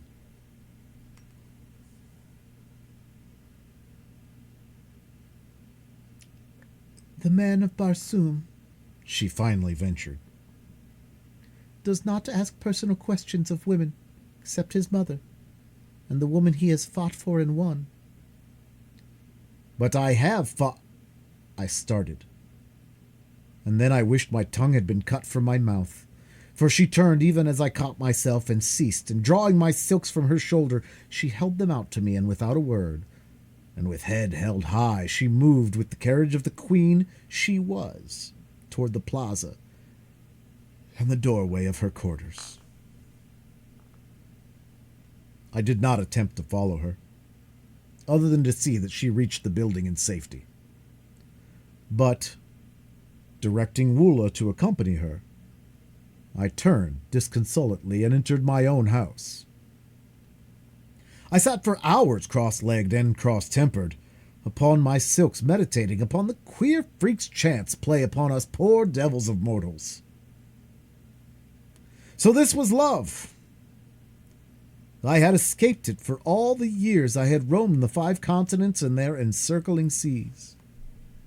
In spite of beautiful women and urging opportunity, in spite of a half-desire for love and constant search for my ideal, it had remained for me to fall furiously and hopelessly in love with a creature from another world, of a species similar, possibly, yet not identical with mine, a woman who was hatched from an egg, and whose span of life might cover 1,000 years, whose people had strange customs and ideas, a woman whose hopes, whose pleasures, whose standards of virtue, and of right and wrong, might vary as greatly from mine as did those of the Green Martians.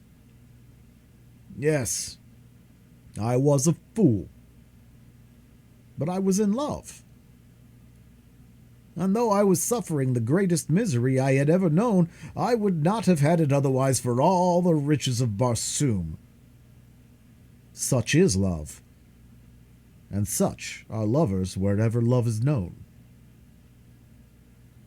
To me, Dejah Thoris was all that was perfect, all that was virtuous and beautiful and noble and good. I believed that from the bottom of my heart, from the depth of my soul, on that night in Korad, as I sat cross-legged upon my silks, while the nearer moon of Barsoom raced through the western sky toward the horizon and lighted up the golden marble, the jeweled mosaics of my world-old chamber, and I believe it today, as I sit in my desk in the little study overlooking the Hudson. 20 years have intervened. For 10 of them I lived and fought for Dejah Thoris and her people, and for 10 I have lived upon her memory. The morning of our departure for Thark dawned clear and hot, as do all Martian mornings except for the 6 weeks when the snow melts at the poles. I sought out Dejah Thoris in the throng of departing chariots, but she turned her shoulder to me, and I could see the red blood mount to her cheek.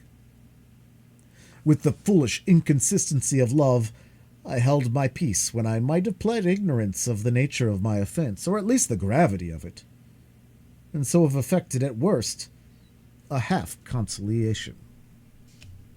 My duty dictated that I must see that she was comfortable, and so I glanced into her chariot and rearranged her silks and furs. In doing so, I noted with horror that she was heavily chained by one ankle to the side of the vehicle. "What does this mean?" I cried, turning to Sola. Sarkoja thought it best, she answered, her face betokening her disapproval of the procedure. Examining the manacles, I saw that they had fastened with a massive spring lock. "Where is the key, Sola? Let me have it." Sarkoja wears it, John Carter, she answered. I turned without further word and sought out Tars Tarkas, to whom I vehemently objected to the unnecessary humiliations and cruelties, as they seemed to my lover's eyes, that were being heaped upon Dejah Thoris. John Carter, he answered, if ever you and Dejah Thoris escape the Tharks, it will be upon this journey. We know that you will not go without her. You have shown yourself a mighty fighter, and we do not wish to manacle you. So, we hold you both, in the easiest way that will yet ensure security. I have spoken. I saw the strength of his reasoning at a flash, and I knew it was futile to appeal from his decision. But I asked that the key be taken from Sarkosia, and that she be directed to leave the prisoner alone in future. This much, Tars Tarkas, you may do for me in return for the friendship that I must confess I feel for you. Friendship? He replied. There is no such thing, John Carter. But have your will. I shall direct that Sarkosia cease to annoy the girl, and I myself will take custody of the key. Unless you wish me to assume the responsibility, I said, smiling. He looked at me long and earnestly before he spoke.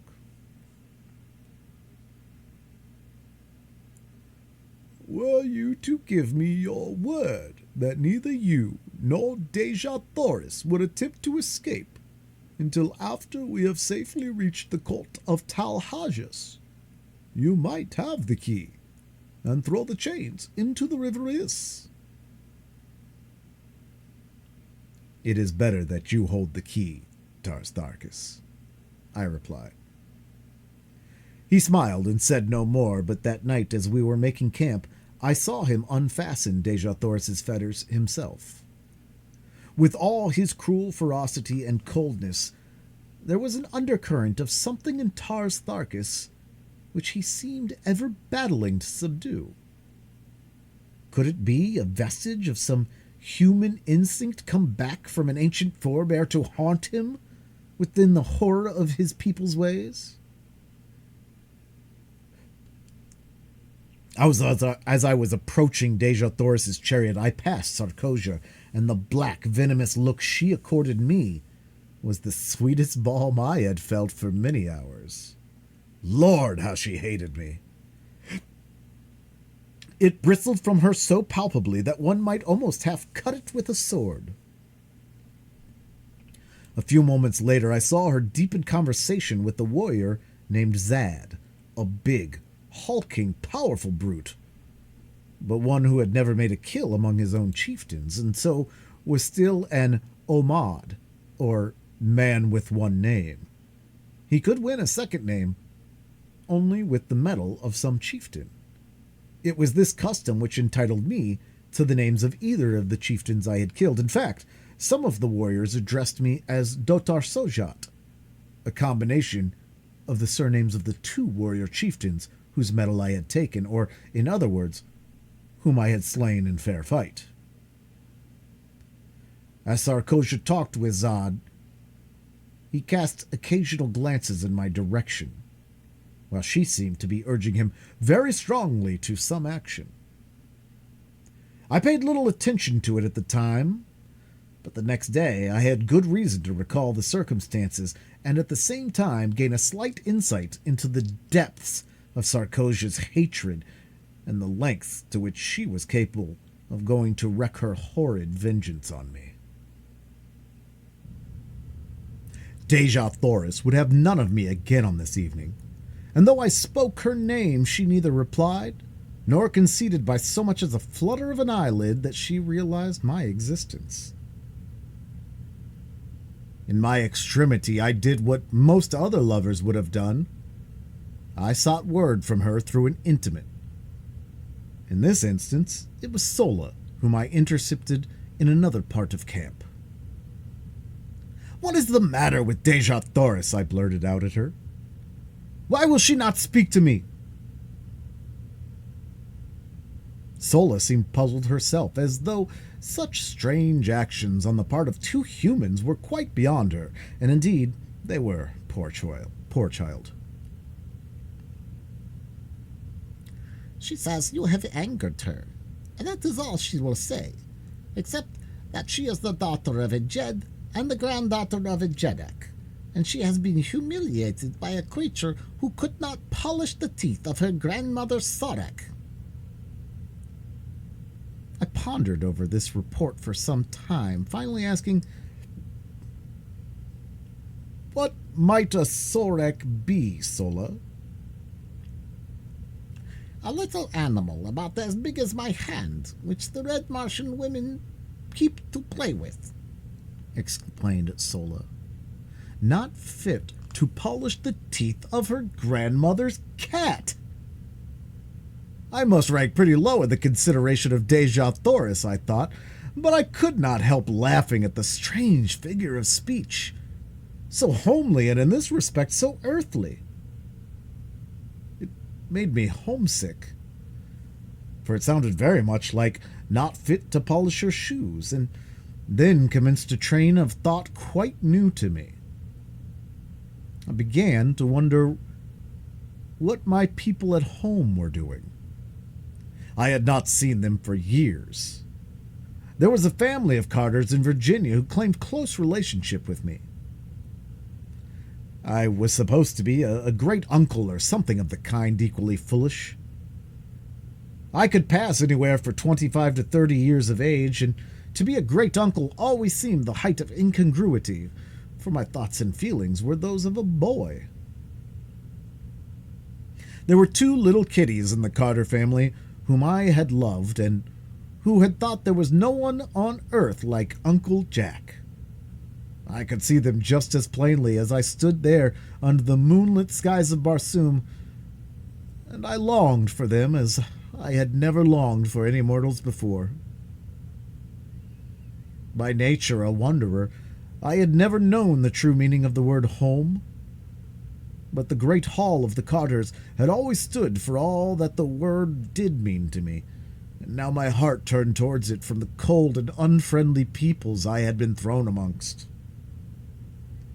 For did not even Deja Thoris despise me? I was a low creature, so low, in fact, that I was not even fit to polish the teeth of her grandmother's cat.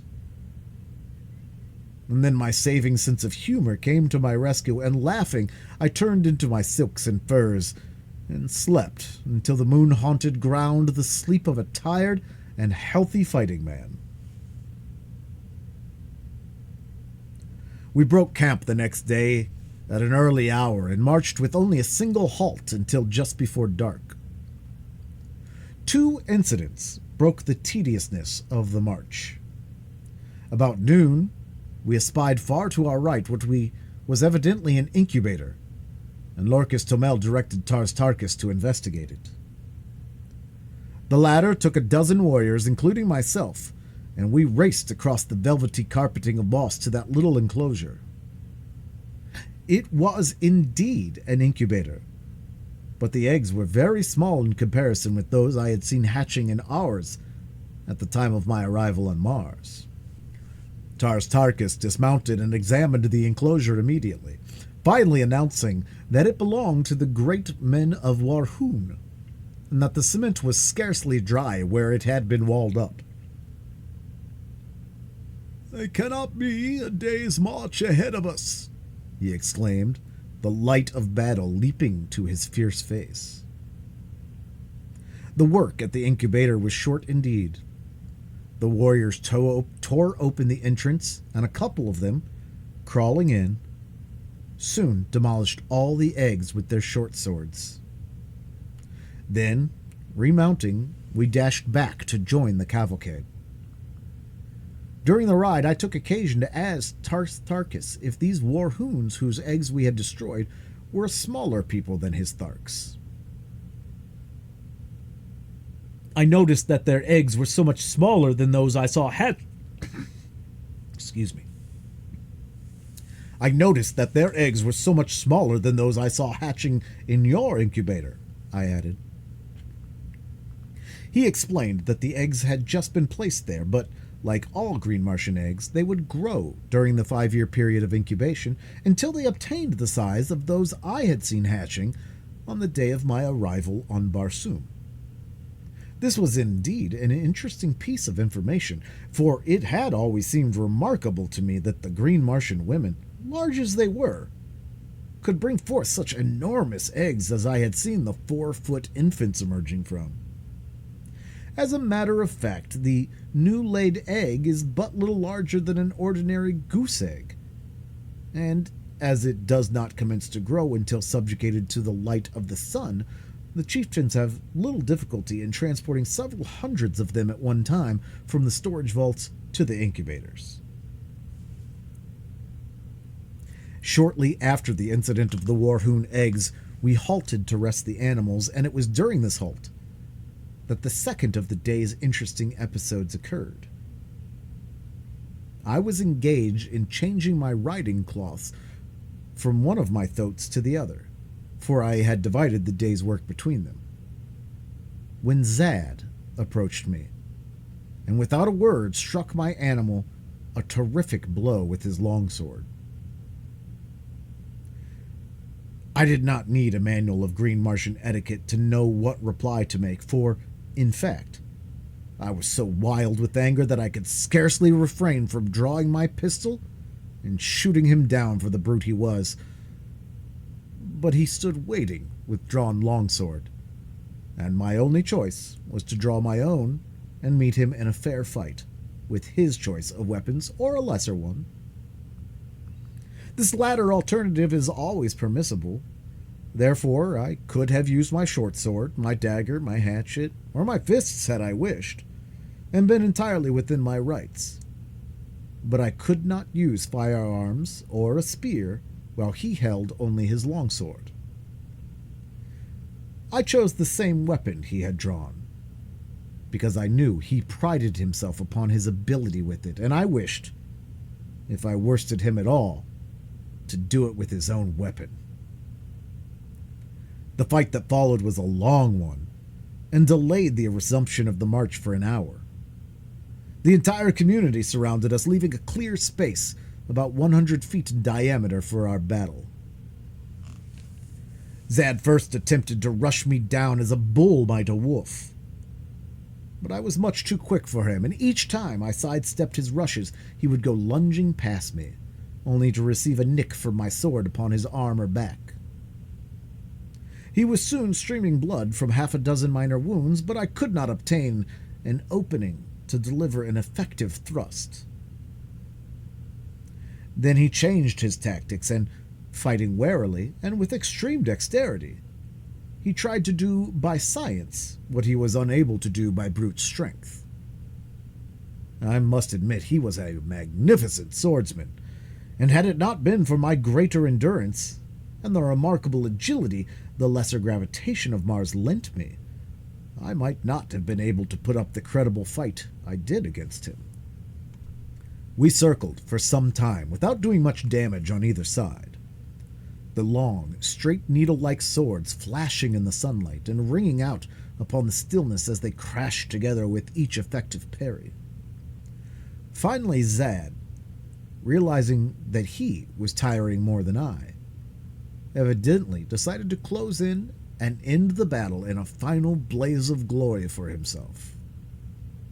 Just as he rushed me, a blinding flash of light struck me full in the eye so that I could not see his approach and could only leap blindly to one side in an effort to escape the mighty blade that it seemed I could already feel in my vitals. I was only partially successful, as a sharp pain in my left shoulder attested. But in the sweep of my glance as I sought to again locate my adversary, a sight met my astonished gaze which paid me well for the wound that temporary blindness had caused me. There, upon Deja Thoris's chariot, stood 3 figures, for the purpose evidently of witnessing the encounter above the heads of the intervening Tharks. There were Deja Thoris, Sola, and Sarkosia. And as my fleeting glance swept over them, a little tableau was presented which will stand graven in my memory to the day of my death. As I looked, Deja Thoris turned upon Sarkosia with the fury of a young tigress and struck something from her upraised hand, something which flashed in the sunlight as it spun to the ground. Then I knew what had blinded me at that crucial moment of the fight, and how Sarkosia had found a way to kill me without herself delivering the final thrust. Another thing I saw too, which almost lost my life for me then and there, for it took my mind for the fraction of an instant entirely from my antagonist, for as Deja Thoris struck the tiny mirror from her hand, Sarkosia, her face livid with hatred and baffled rage, whipped out her dagger and aimed a terrific blow at Deja Thoris. And then Sola, our dear and faithful Sola, sprang between them. The last I saw was the great knife descending upon her shielding breast. My enemy had recovered from his thrust and was making it extremely interesting for me, so I reluctantly gave my attention to the work in hand, but my mind was not upon the battle. We rushed each other furiously time after time till suddenly, feeling the sharp point of his sword at my breast in a thrust I could neither parry nor escape, I threw myself upon him with outstretched sword and with all the weight of my body, determined that I would not die alone if I could prevent it. I felt the steel tear into my chest. All went black before me. My head whirled in dizziness, and I felt my knees giving beneath me. End of chapter 14. Chapter 15. Sola tells me her story. When consciousness returned, and as I soon learned, I was down but a moment, I sprang quickly to my feet, searching for my sword, and there I found it, buried to the hilt in the green breast of Zod, who lay stone dead upon the ochre moss of the ancient sea bottom. As I regained my full senses, I found his weapon piercing my left breast, but only through the flesh and muscles which cover my ribs, entering near the center of my chest and coming out below the shoulder. As I had lunged, I had turned so that his sword merely passed beneath the muscles, inflicting a painful but not dangerous wound. Removing the blade from my body, I had also regained my own, and turning my back upon his ugly carcass, I moved, sick, sore, and disgusted, towards the chariots which bore my retinue and my belongings.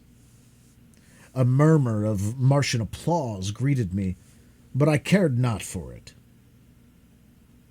Bleeding and weak, I reached my women, who, accustomed to such happenings, dressed my wounds, applying the wonderful healing and remedial agents which make only the most instantaneous of death blows fatal.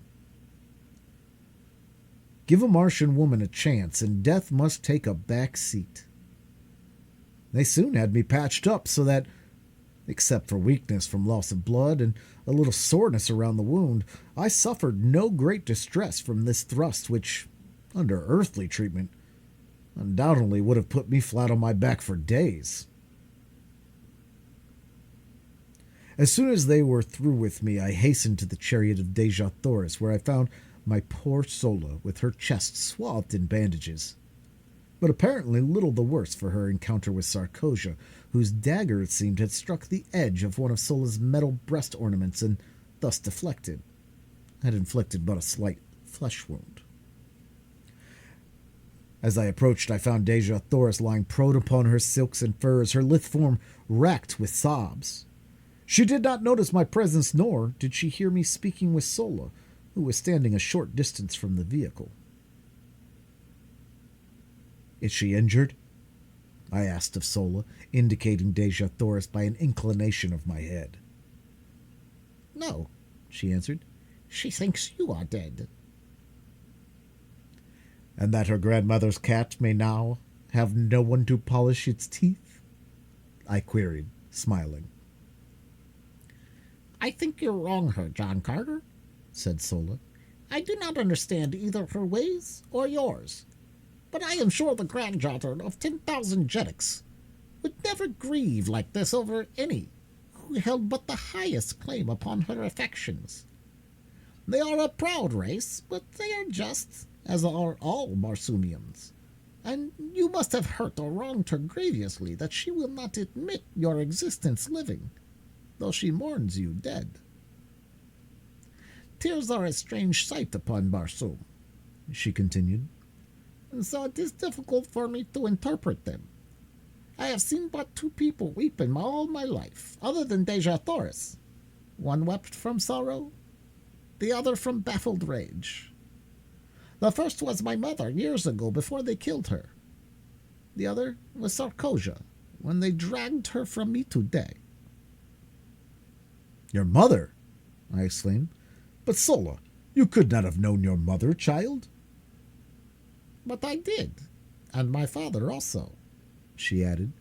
If you would like to hear a strange and un-Barsoomian story, come to the chariot tonight, John Carter, and I will tell you that of which I have never spoken in all my life before. And now the signal has been given to resume the march. You must go. I will come tonight, Sola, I promised. Be sure to tell Deja Thoris I am alive and well. I shall not force myself upon her, and be sure that you do not let her know I saw her tears. If she would speak with me, I but await her command. Sola mounted the chariot, which was swinging into its place in line, and I hastened to my waiting thoat and galloped to my station beside Tars Tharkis at the rear of the column. We made a most imposing and awe-inspiring spectacle as we strung out across the yellow landscape. The 250 ornate and brightly colored chariots, preceded by an advance guard of some 200 mounted warriors and chieftains, riding 5 abreast and 100 yards apart, and followed by a like number in the same formation, with a score or more flankers on either side. The 50 extra mastodons, or heavy draft animals known as zitadars, and the 500 or 600 extra thoats of the warriors running loose within the hollow square formed by the surrounding warriors. The gleaming metal and jewels of the gorgeous ornaments of the men and women, duplicated in the trappings of the zitadars and thoats, and intersected with the flashing colors of magnificent silks and furs and feathers, lent a barbaric splendor to the caravan which would have turned an East Indian potentate green with envy. The enormous broad tires of the chariots and the padded feet of the animals brought forth no sound from the moss-covered sea bottom, and so we moved in utter silence, like some huge phantasmagoria, except when the stillness was broken by the guttural growling of a goaded zitadar or the squealing of fighting thoats. The Green Martians conversed but little, and then usually in monosyllables, low and like the faint rumbling of distant thunder. We traversed a trackless waste of moss which, bending to the pressure of broad tire or padded foot, rose up again behind us, leaving no sign that we had passed. We might indeed have been wraiths of a departed dead upon the dead sea of that dying planet, for all the sound or sign we made in passing.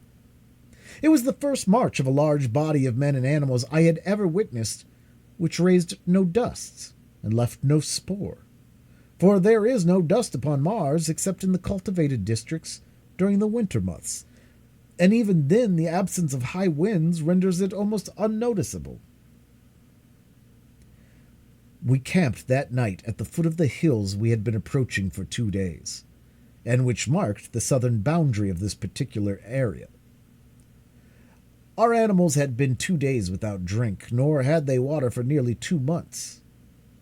Not since shortly after leaving Thark, but as Tars Tharkis explained to me, they require but little, and can live almost indefinitely upon the moss which covers Barsoom, and which, he told me, holds in its tiny stems sufficient moisture to meet the limited demands of the animals. After partaking of my evening meal of cheese-like food and vegetable milk, I sought out Sola, whom I found working by the light of a torch upon some of Tars Tharkis's trappings. She looked up at my approach, her face lighting with pleasure and with welcome.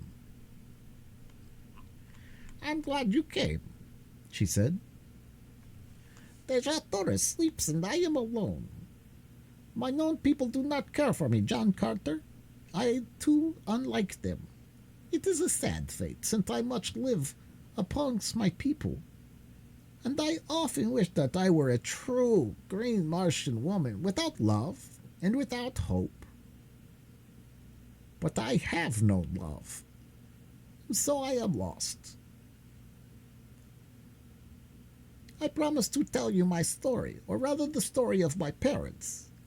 From what I have learned of you and the ways of your people, I am sure that the tale will not seem strange to you, but among green Martians it has no parallel within the memory of the oldest living Thark. Nor do our legends hold many similar tales.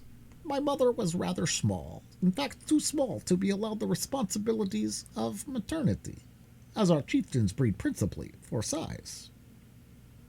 She was also less cold and cruel than most green Martian women, and caring little for society. She often roamed the deserted avenues of Thark alone, or went and sat among the wild flowers that decked the nearby hills, thinking thoughts and wishing wishes, which I believe I alone among Tharkian women today may understand. For I am not the child.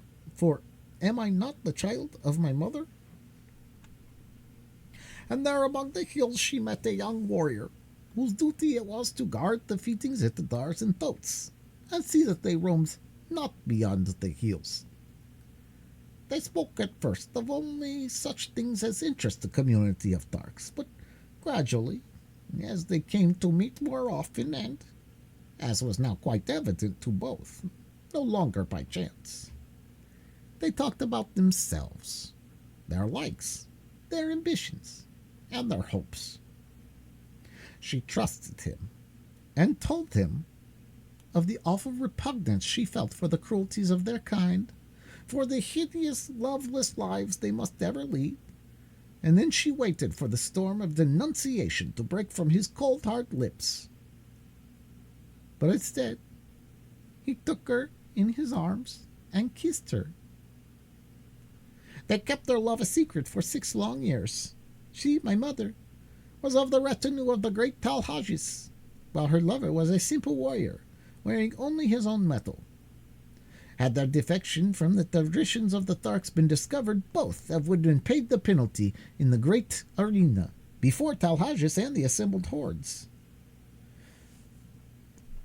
The egg from which I came was hidden beneath a great glass vessel upon the highest and most inaccessible of the partially ruined towers of ancient Thark. Once each year, my mother visited it for 5 long years. It lay there in the process of incubation. She dared not come oftener, for in the mighty guilt of her conscience she feared that her every move was watched. During this period my father gained great distinction as a warrior, and had taken the metal from several chieftains. His love for my mother had never diminished, and his own ambition in life was to reach a point where he might wrest the metal from Talhajis himself, and thus, as ruler of the Tharks, be free to claim her as his own, as well as, by the might of his power, project the child which otherwise would be quickly dispatched should the truth become known.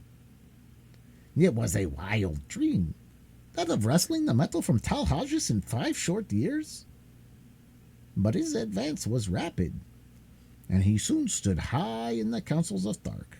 But one day the chance was lost forever, insofar as it could not come in time to save his loved ones.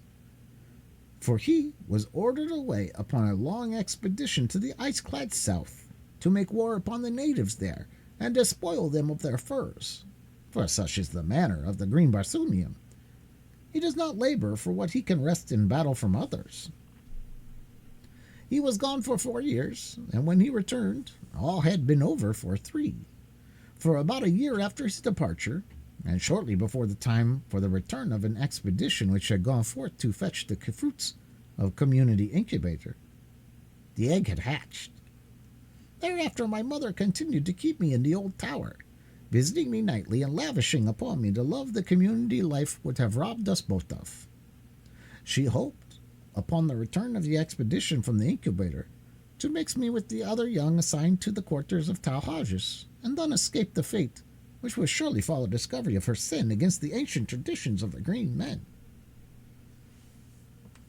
She taught me rapidly the language and customs of my kind, and one night she told me the story I have told you up to this point, impressing upon me the necessity for absolute secrecy, and the caution I must exercise after she placed me with the other young Tharks, to permit no one to guess that I was further advanced in education than they, nor by any sign to divulge in the presence of others my affection for her, or my knowledge of my parentage.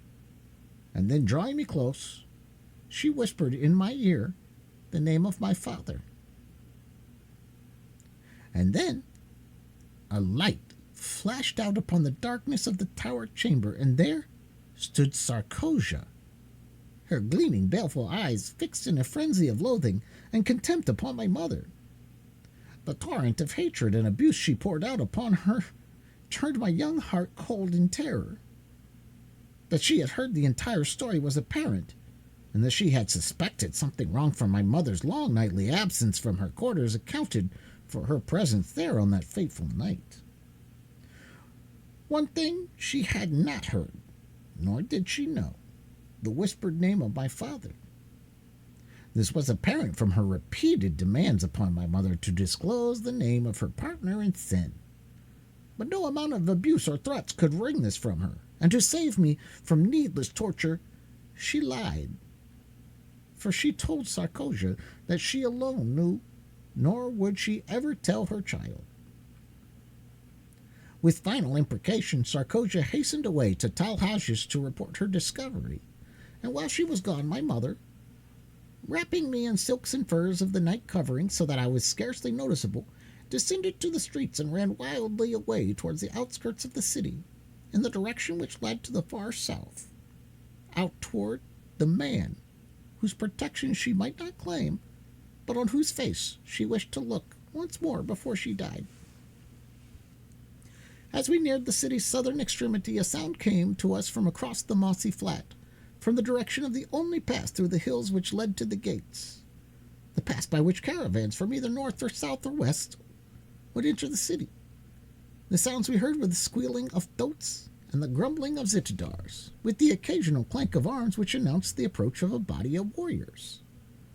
The thought uppermost in her mind was that it was her father, returned from his expedition, but the cunning of the Thark held her from her headlong and precipitate flight to greet him. Retreating into the shadows of a doorway, she awaited the coming of the cavalcade, which shortly entered the avenue, breaking its formation and thronging the thoroughfare from wall to wall. As the head of the procession passed up to the lesser moon, swung clear over the overhanging roofs, and lit up the scene with all the brilliancy of her wonderness and light, my mother shrank back further into the friendly shadows, and from her hiding place saw that the expedition was not that of my father, but the returning caravan bearing the young Tharks. Instantly her plan was formed, and as a great chariot swung close to our hiding place, she slipped stealthily in upon the trailing tailboard, crouching low in the shadow of the high side, straining me to her bosom in a frenzy of love. She knew, what I did not, that never again after that night would she hold me to her breast, nor was it likely we would ever look upon each other's face ever again. In the confusion of the plaza, she mixed me with the other children, whose guardians during the journey were now free to relinquish their responsibility. We were herded together into a great room, fed by women who had not accompanied the expedition, and the next day we were parceled out amongst the retinues of the chieftains. I never saw my mother after that night.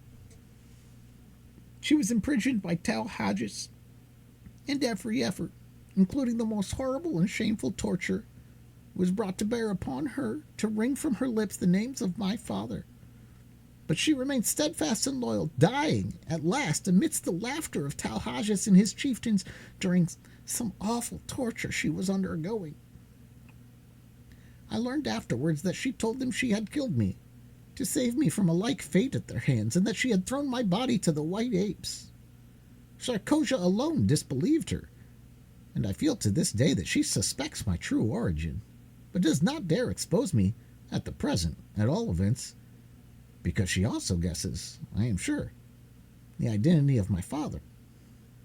When he returned from his expedition and learned the story of my mother's fate, I was present as Talhajas told him, but never by the quiver of a muscle did he betray the slightest emotion. Only he did not laugh, as Talhajas gleefully described her death struggles. From that moment on, he was the cruelest of the cruel, and I am awaiting the day when he shall win the goal of his ambition, and feel the carcass of Talhajas beneath his foot, for I am sure that he but waits the opportunity to wreak a terrible vengeance, and that his great love is as strong in his breast as when it first transfigured him nearly 40 years ago. And as I am that we sit here upon the edge of a world-old ocean while sensible people sleep, John Carter. And your father, Sola? Is he with us now? I asked. Yes, she replied. But he does not know me for what I am, nor does he know who betrayed my mother to Talhajas. I alone know my father's name, and only I and Talhajas and Sarkozian know that it was she who carried the tale that brought death and torture upon he who he loved. We sat silent for a few moments, she wrapped in the gloomy thought of her terrible past, and I in pity for the poor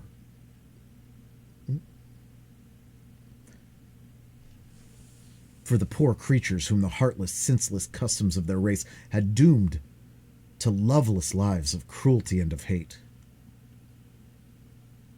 Presently, she spoke. John Carter, if ever a real man walked the cold, dead bosom of Barsoom, you are one.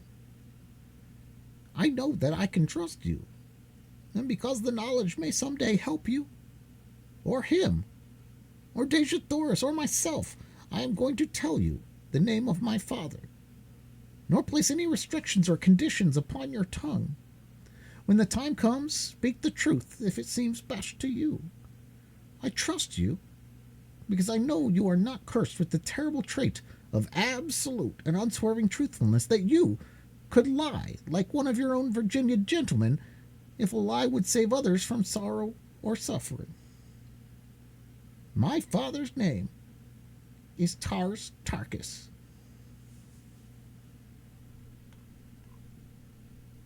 End of chapter 15.